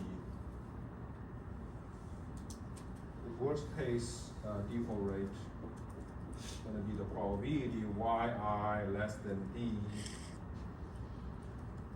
conditioning on this x.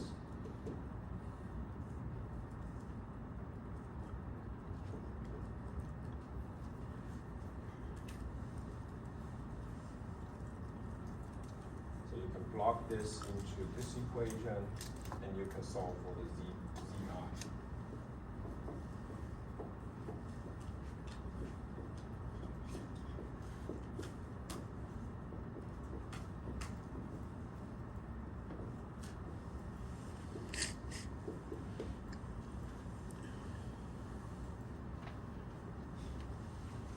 And d we have already solved. That is d. So you plug in your d. So, but zi again is a normal variable, so you can use cumulative normal.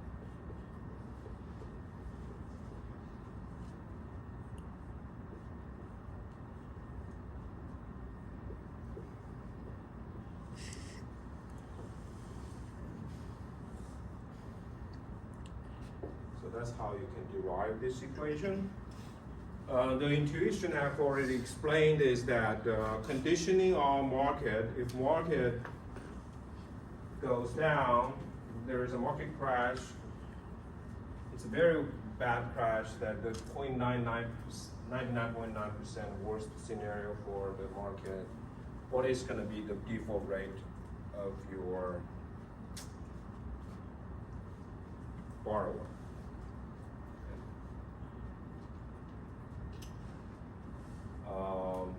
Have they ever had a crash of that magnitude? I don't think so. But this is not a perfect model as well. So that's why they impose such a high confidence level, because as we explained, that normal does not capture those crashes in SP 500. So the probability of SP 500 crash is going to be higher than model distribution. It's biased at the low end, it's more of a log normal. So that's why they impose this very strict confidence level. This basically means that once in 1,000-year crash. Until it actually crashes. Okay. So that's the model. Rho is the correlation, and this table shows you some numbers from this model. It calculates some numbers from this model. Let's take another break.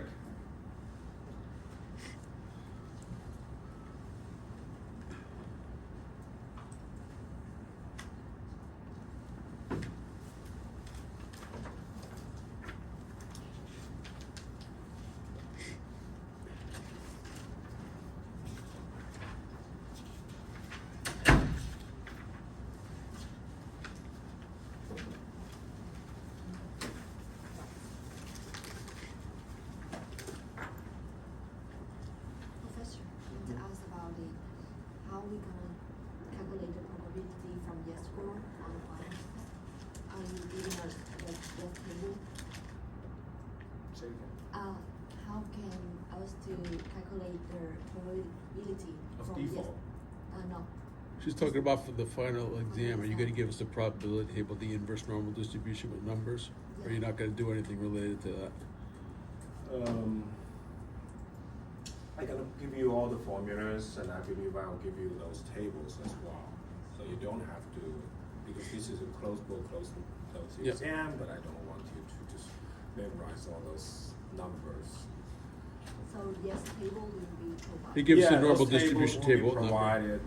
I will try to, I don't think I will require you to calculate anything about this cumulative or inverse cumulative normal distribution, because we don't have a computer. Okay, so I don't think anyone will. There used to be a table that you can find the Yes number. score.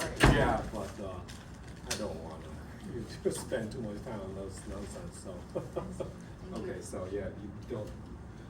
You don't need to calculate cumulative or inverse cumulative.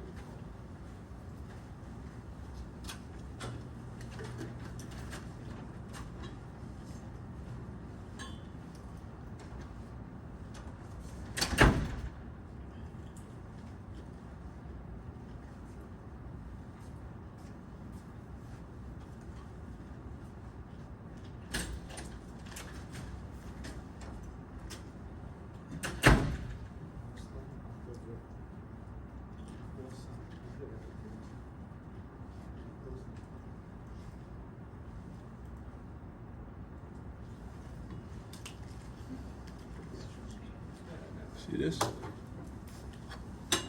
Where in Vietnam do you live? Yeah, they're having a hurricane Yeah. right now. But I live here, Ho Chi Minh City. So there's a barely hurricane in my area. But my grandfather, they live here in the middle. So they have hurricane every year. Thank you.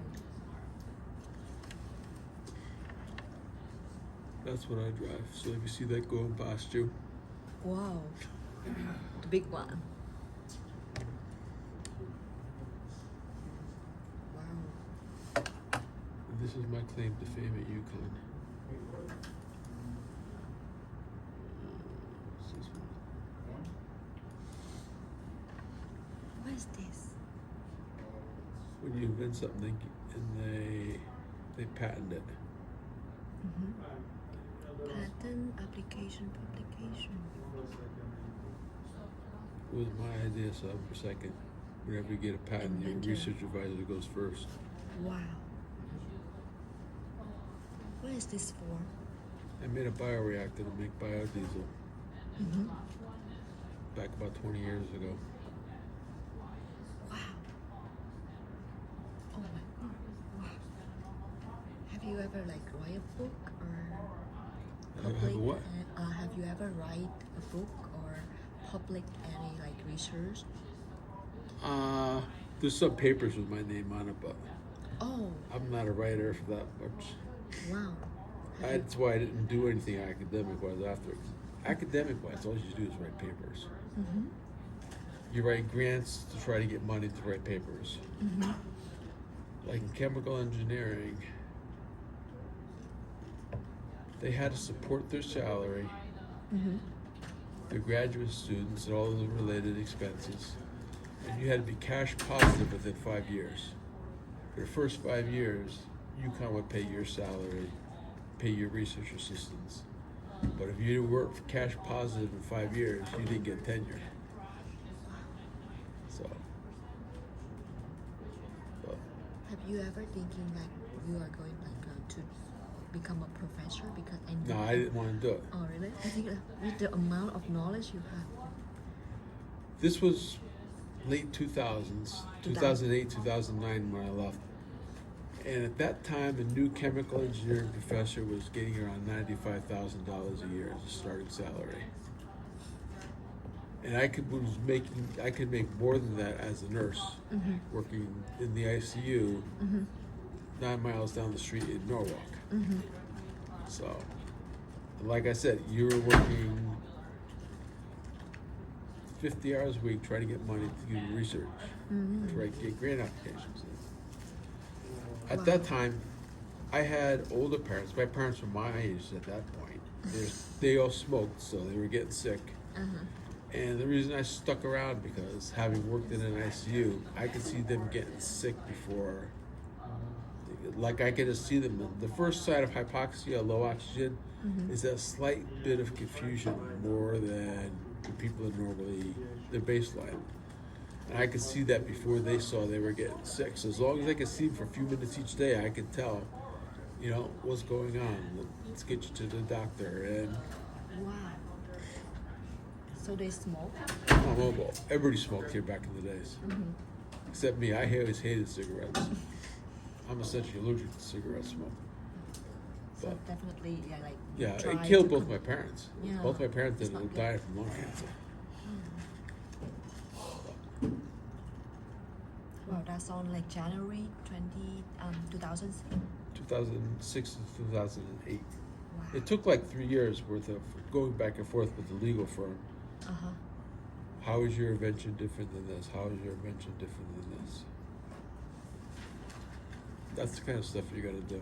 Because you may say you want to go to work, but you're smart enough that you're going to end up doing the PhD. I'll try. That's because I just new here, so the scary thing that I have right now that the languages I'm trying to improve it every day. So You're already speaking better than most foreign students are speaking. So I wouldn't worry about that. You'll pick that up very quickly. yeah, and I'm And you gotta remember, all the graduate students up at Stores, even when I was up there 20 years ago, it was probably in engineering, maybe 80 to 90% foreign students. Because they can get them to work 40 to 50 hours a week. With the American students, say, the paper only says I gotta work 20 hours a week. I'm not gonna work more than 20 hours a week. Like, that's why I told you I worked a staff job within the School of Engineering itself rather than do research for 40 to 50 hours a week. I see. Because I was still living where I am now. It's an hour drive. And I'll do that 2 or 3 times a week. I'm not going to do that 5 times a week. 5 times a week. Like next semester's going to kill me driving down here 3 days a week. Down 95, the traffic was unreal today coming down the highway. Yeah. Took an hour and a half to get here today. It was driving me nuts. How about currently? Are you working? No, I'm old. I'm retired. Retired? I'm 64. Like, do you like invest in like any use invest like stock or in kind of investment? I didn't do much because I never expected to live this long. Mm. So, could I do it? Yeah. Did I? No. Back there was more pensions. Back when I was your age, every job still had pensions. Pensions is essentially a perpetuity. Once you reach a certain age, you're gonna get like 65. They vest. You're gonna get a fixed amount every day. It's like Social Security. Like next year, I'll pick up Social Security and the pensions will all kick in. So I see. that's enough money for me at this point. Mm-hmm. I never get married. I never had kids, so I have no expenses to worry about. Oh, you're single? Yeah, Wow. there's no ring of obedience on his finger. And have you ever date? What? Have you ever date? No, I never got married. No, Not no, date. I never got married. No, just date. Have Nah, girlfriend. just never got into it. Wow. How you enjoy your day every day? Your daily activities? I'm a loner for the most part. Alone? I'm perfectly happy living alone. I see. Wake up, turn the TV on, Mm-hmm. put the news on, whatever sports. I always watched a lot of sports. So Oh, I see. Have you do you play sport? Any sport? Tennis? No. Pickleball? Golf? if anything, it would have been football. But like I told you, I was always playing. I see. What kept my time up is I've always done emergency medicine stuff and firefighting. American stuff? Emergency medicine. Emergency You medicine. dial 911, the I EMTs know. come, the firefighters come. Uh-huh. That's me. You come? I've been a firefighter since 1982. 1982. That was the other thing I did. Because I saw that you wake up very early every day. You send me email like. No, at that's 5 a.m. that's when I go to bed. When I worked in the hospitals, Uh-huh. I work straight nights, 7 p to 7 a. So I sleep during the day. Okay. I get up like 12 to 1-ish because Okay. the classes now, the Zoom classes, but I won't go to bed until 5 or 6 o'clock tonight Mm-hmm. or tomorrow morning or whatever. I see. So definitely night owl. I'm essentially a vampire. When the sun goes up, I go to bed. Working at night? Yeah, I did 7 p to 7 a every week. 7 a.m.? No, see, yeah, 7 o'clock at night to 7 in the morning. You work 12-hour shifts in the hospitals for the most part, the critical care areas. Mm-hmm. So when did you retire? Right before I went back up to Yukon. I did that in the 90s for the most part. 90s? In the 90s, yeah. Mm-hmm. Then I did a little bit part-time, decided that I was going to keep on doing it, but when I went back up to Yukon, that was home. So I stayed up Yukon in the 2000s. Oh my god, I was expecting to see the Jonathan Husky, the real Husky. I haven't seen him. One of the soror, what do they call them? Fraternities has the actual Husky. Astra? One of the fraternities keeps the Husky. I don't remember which one it is. But it's like the 15th one. Do you know that? You know where it is? Oh, I don't know which one keeps it back. Mm-hmm. It was like the 15th one when I was up there. Yeah. Now it's the 15th. Oh, I think there was a 15th when I was up there 20 years ago. I don't know what number. Huskies don't live that long. They're probably up to like 20 by now. Yeah. Now it's Jonathan the 15th. He was there when I came to Yukon, but I couldn't see him. I have to take. They take him to the games, Yeah. like the football games or the basketball games. They bring He will him. be there. I want to touch his nose. People said that if I touch his nose, it's gonna be lucky. So I never heard that one. I just know that they have the statue in front of the old field house. Yeah, I touched actually. I always said I was going to jump on the thing and have someone take a picture of me, but I never did it. Oh really? That's a joke. I heard that when I was in Vietnam. I know that's just a joke, but I believe it, and that's a fun thing to experience. Yep, I always said I was going to get on its back and have somebody take a picture. But if it ever broke and I fell down, it would have killed me. I visited Yale University on the way to store. In New Haven? Yeah, New Haven. I took a train from here to New Haven, and I visited Yale, and then I start from New Haven to store. New Haven's not a place to be walking around by yourself, especially where the train station is. Yeah, it's very beautiful. Oh, the train station, yeah, but that's not a good part of town. No, I walk from station to Yale, but the central one, the downtown, is very beautiful.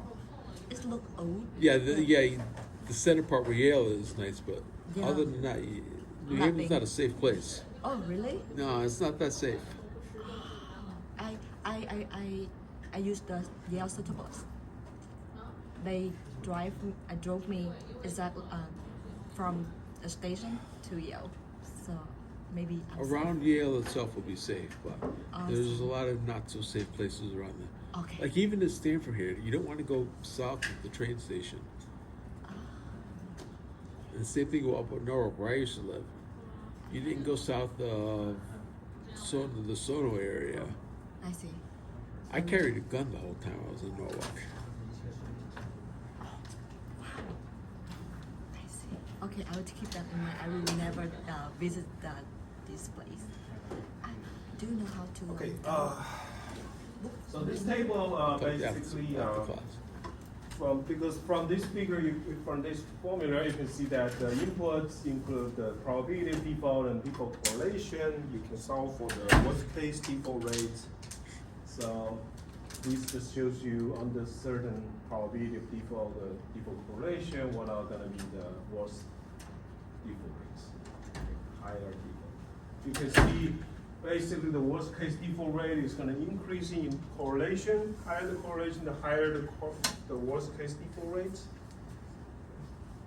And the higher the probability of default, when you increase the probability of default, the worst case default rate is going to be higher.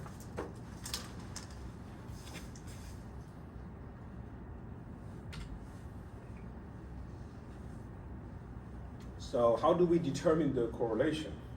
Basel II provides some formulas that you can calculate the correlation. This is an empirical equation, so they estimate this equation, these numbers from, so these numbers are basically some estimates from the historical data. So default correlation is going to equal to this, determined by this, where PD is the probability of default for corporate loans. And for corporate loans, if you use this equation combined with the worst case default rate equation, then your only input is going to be the probability of default. So this table shows you this some representative probability of defaults and their corresponding worst case default rates. So you can see that, of course, worst case default rate is going to be higher than the average. This is more like an average, and this is going to be the worst case. So it's going to be much higher. And you're going to have to hold capital, require capital, kind of like determined by the difference between the two. The capital requirement will be determined by this equation. So I represents borrower I. EAD is the exposure at the default of a borrower I, which is the total amount. You can think about like the total amount that you lend to borrower I. LGD is the loss given default of borrower I. I've already explained that. So if there's a default, what is going to be the loss of those loans? And WCDR this is the worst case default rate, PD is the probability default rate, and MA is the maturity adjustment. It's determined by an equation, where B is determined by another equation, which is depends on the probability of default again. So you can use these formulas to solve for the maturity adjustments.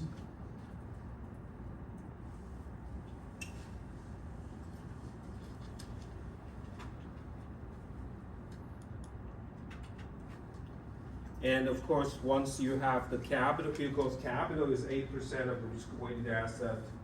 So once you have the capital, you can also back out the risk-weighted asset, which is 1 divided by 0.08, which is 12.5 times the capital. So it's going to be 12.5 times, this is the formula that I use to calculate capital required.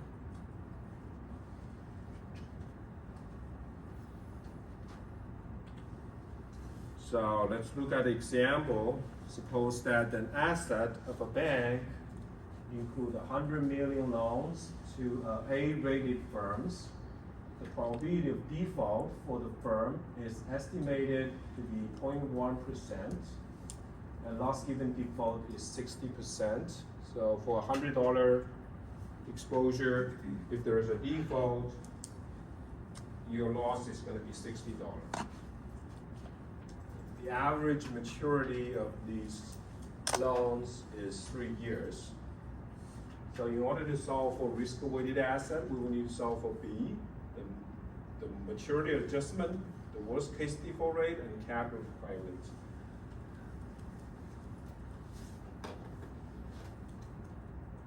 I'm going to show you the result, which is on the next slide. Okay, so B can be solved using this equation where probability of default is 0.1%. You plug in, you get B, which is about 0.24. And the maturity adjustment,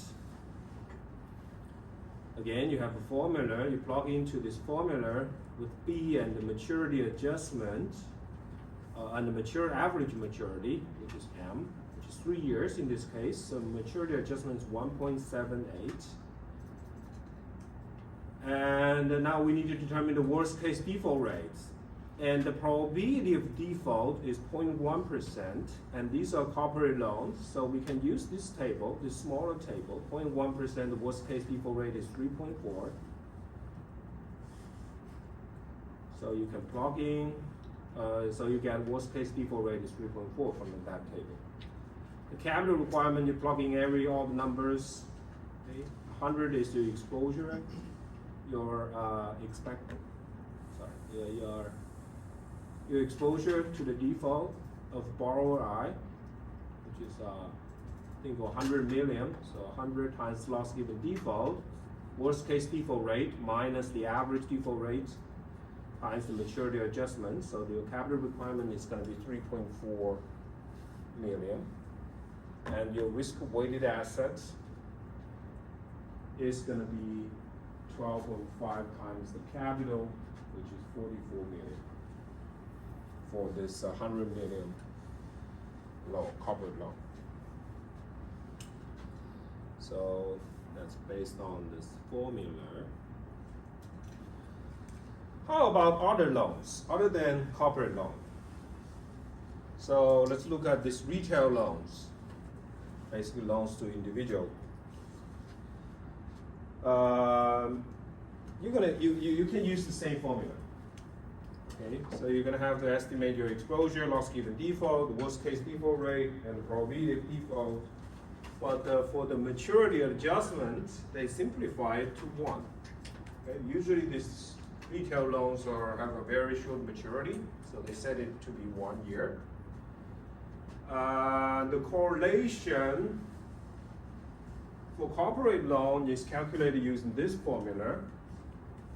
But for retail loans, they have different rows. Okay? For mortgages, they set rho to be 0.15. And for other revolving retail exposures, this is 0.04. Okay? Because these are some other remember quickly, sorry.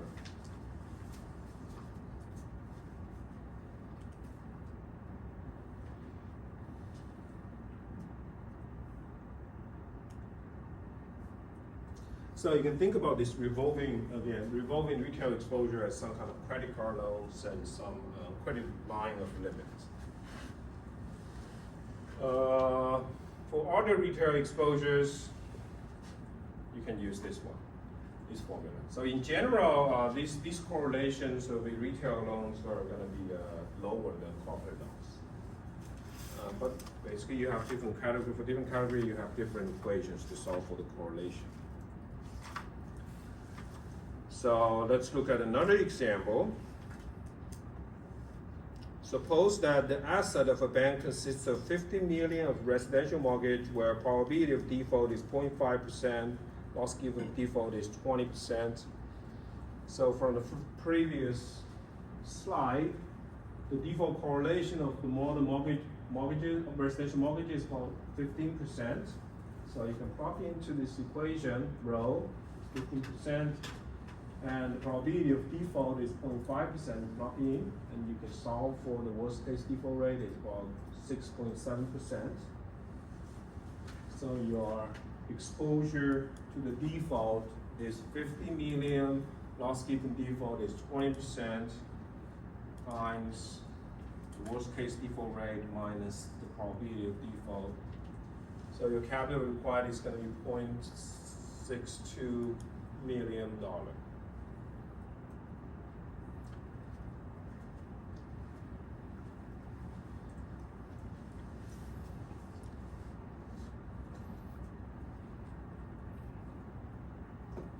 Now, if your loan has some kind of collateral, you may have to adjust for collateral. There are two approaches that you can adjust for collateral. The first one is the simple approach. You just replace the risk weight of the counterparty with the risk weight rate of the collateral. The minimum risk weight can be applied to collateral is 20%. This is because, right, if the counterparty defaults, you can take over the collateral.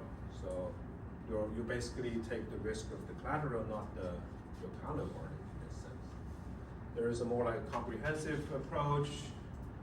You're going to size the exposure to be just upward, allow possible increase of exposure or value of the collateral, just downward, allow possible decrease. For example, you have a mortgage, right? You consider the house as a collateral. You probably want to consider the case that the house price, the collateral value could drop. The house price could drop. So there is a risk that the value of collateral can drop.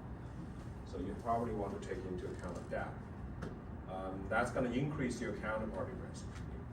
So the adjustment depends on the volatility of exposure and collateral. So your exposure is going to be increasing in volatility in this case.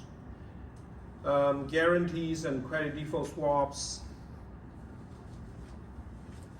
How do we deal with these contracts? Basel Committee has used this credit substitution approach.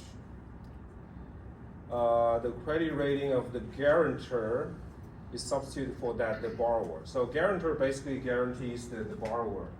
Okay, so if the borrower default, the guarantor will pay the debt. So unless the guarantor also defaults, then you will suffer from a loss as a lender. But this is going to overstate the credit risk because both guarantor and borrower must default for the money to be lost. So as a result, the Basel Committee developed this formula for double default risk.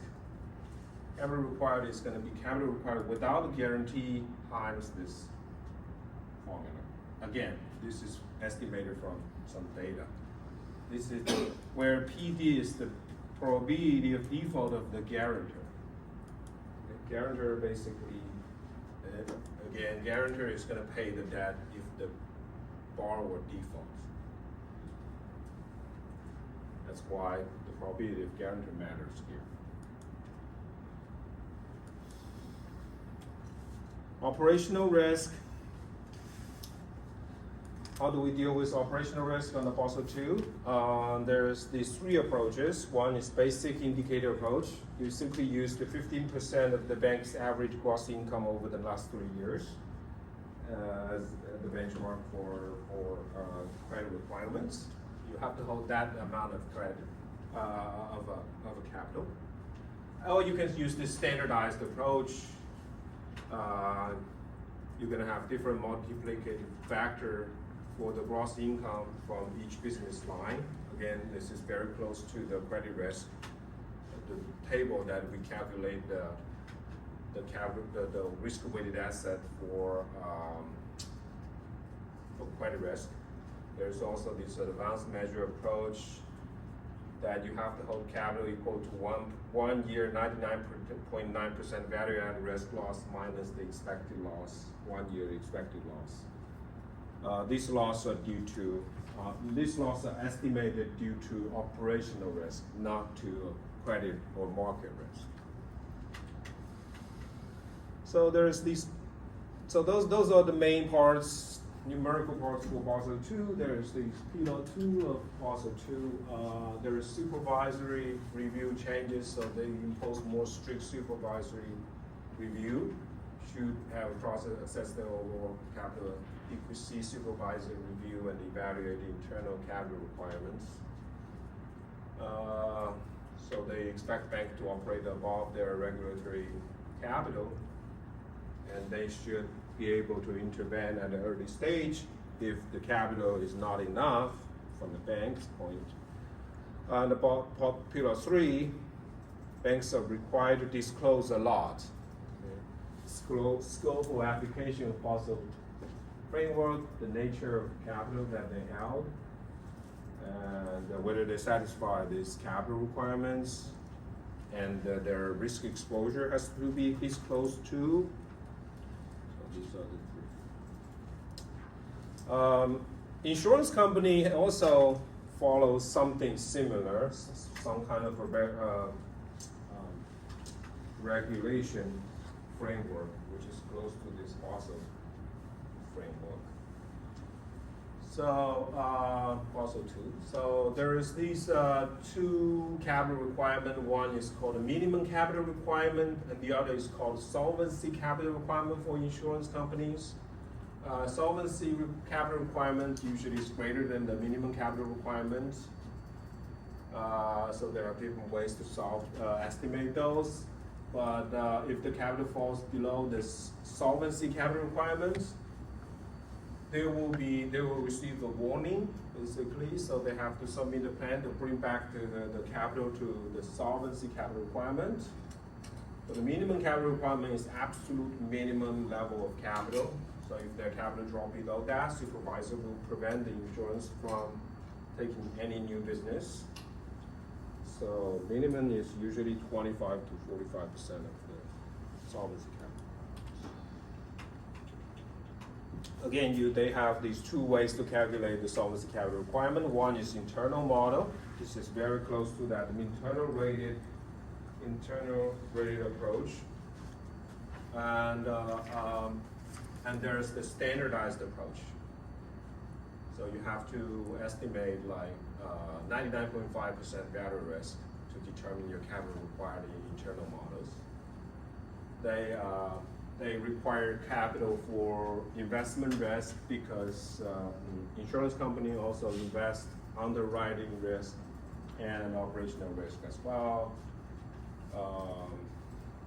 Again, they have all these different types of capital, which is close to, similar to those banks. Okay, so stop here. So next time we will talk about Basel III. I think we will talk about model building approach as well. Thank you.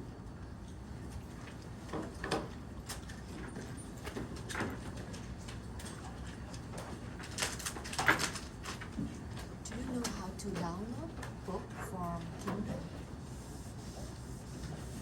Kindle. I don't really use that. I see. It's through Amazon though. Yeah. I have book on my friend library. he said to me, like I want to download it because I usually like writing notes on book. So if I use Kindle, I can. If I read directly from Kindle, I cannot. Yeah, Take notes. That's why I want to download. what they have is, you have an iPad? Yeah, I have Get Notability. Notability. I just turned this off too. Oh, you turn it off? Or Well, it's good. This gets emergency tones on it, like when we get dispatched for a call, and I don't want that going off in class. So I turn the phone off during the I class. said it's okay. It's okay. You can show me next time.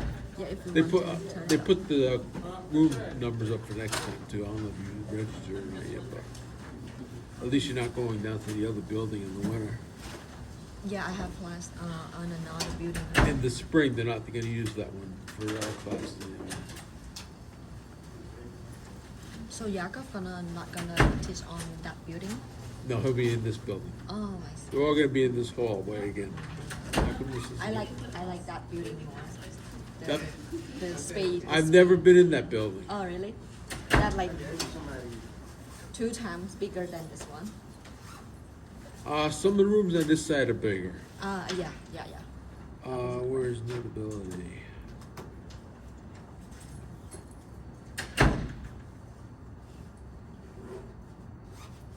This one's. Download this thing. Notability, I see. On the iPad, it'll just let you write on the PDFs, Oh, and you'll make your own document. okay. Thank you. On the first date, I was very impressed with this one. Very smart. This is what's called an OtterBox. That's the rugged case. That's for the Yeah. the front size. Yeah.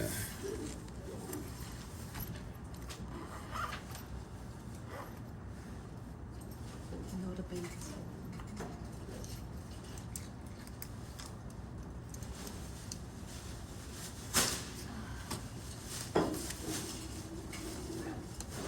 I think he gonna send us their homework too, the third homework next Eventually, week. yeah. I think so.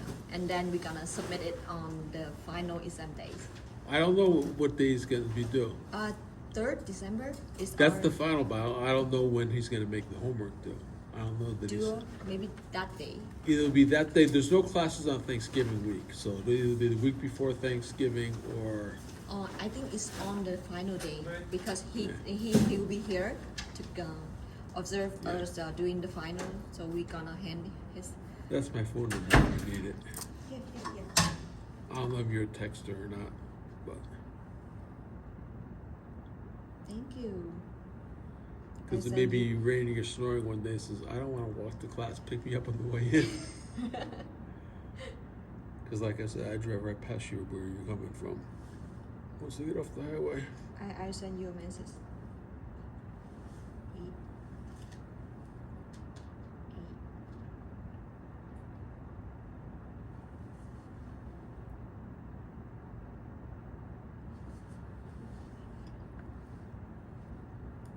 See, this is my home away from home. That's the place you That's- live? No, that's the firehouse. That's about a mile from where I live. Ah, I see. That's you. Yeah, that's me. You got a Connecticut number. You didn't keep your Vietnam number? No, I cannot not use Vietnam number here. It probably would work. No.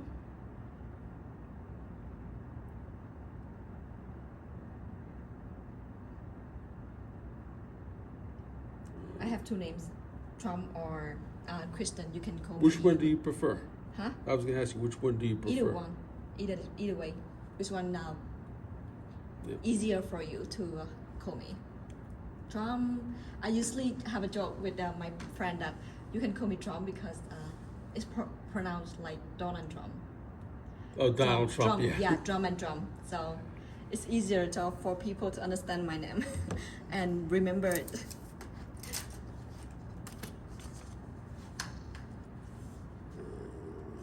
Shut you off. Sao chưa về vậy? Chợ xe buýt. À hả? Waiting for the bus. Yeah, I'm waiting for the bus. I don't want to wait outside. It's too cold. I see. It's not cold today, it's windy. Wait till you see the wind that comes down the street. You get the wind through the tunnel here, and you get that wind corridor through the, on Washington, The Wall Street. on Broad Street. Wall Street. It amplifies the wind. It does it in New York City too because the buildings block the wind, so all the wind goes down the streets. It can blow like 30, 40 miles an hour down the street. Oh my god. The doors don't even close. Oh my god. I just checked the weather next week, as you said. Oh my god, minus degree. Ah, no, Yeah, sorry. Celsius, yeah. Yes, Celsius. Well, it's going to be, actually, I can leave this on. Let's turn the volume up. We may lose power tomorrow morning because it's going to be like 20-mile-an-hour wind, so we start to lose power around here with that. Tomorrow? Yeah, in the morning, it's going to be like 20-mile-an-hour wind. Oh. I am having a plan to play tennis with my friend tomorrow afternoon. Hopefully it will be fun. Did you pause your video recording, sir? Because I think that it's still recording. Yeah, it still is. I'll get to it. The worst thing is, when I first started doing this, when I shut them off here, by the time I got out to the truck, I'll get a warning on the CarPlay system. You forgot to take your iPad because it didn't follow me out. It loses track of it. It Oh. thinks I left it here. Now I know that it does it, and I didn't know the first time. Oh wow. So I was thinking, oh, I gotta go back in and get it. Wow. Yeah, that's the Apple Yeah. function. Whenever my laptop or my iPad. So, where do you live now? Cliff. I don't know. Pardon? What- His name is Cliff. Cliff, is this your friend you wanted to join us? Yeah. Did she He's- tell you? Huh? I haven't told her Oh, yet. sorry. Well, go ahead and tell her. We are planning to, if we have a project next semester, we can do it together. You will have one. Yeah. That's part of the program that you have to Which do it. subject? The big one, the capstone. What they do is they have companies come in. What? Pardon? They have a company come in, Company? Mhm. and Okay, they'll yeah. probably have like somewhere between 8 to 10 companies come in, and they take groups of like students, and you work on a project over 2 to 3 semesters. Like we'll start it in the spring, and you can either end it in the summer or end it in the fall. Mm. So it's not in the syllabus. It's just. No, it's in the syllabus. it's in the program itself. It's not. The capstone project. It's a obviously, capstone project. That's the big one required to Oh. graduate. Oh, actually, it's just one of many options, but Yeah. definitely we can take that if we have time and that if opportunity. The other option is to wait till the last year for the 4th and 5th semester. You do the student managed fund. Yeah. So that is elective? Or, I mean, optional? You could do that or the project. Ah, So think about that over the next couple of weeks, I see. because we should tell if you want to do that one instead, we tell him now that not to put us with the company that we'd rather do the fund. You get part of the fund is you have to learn do the the fifth semester. You have to do the 5th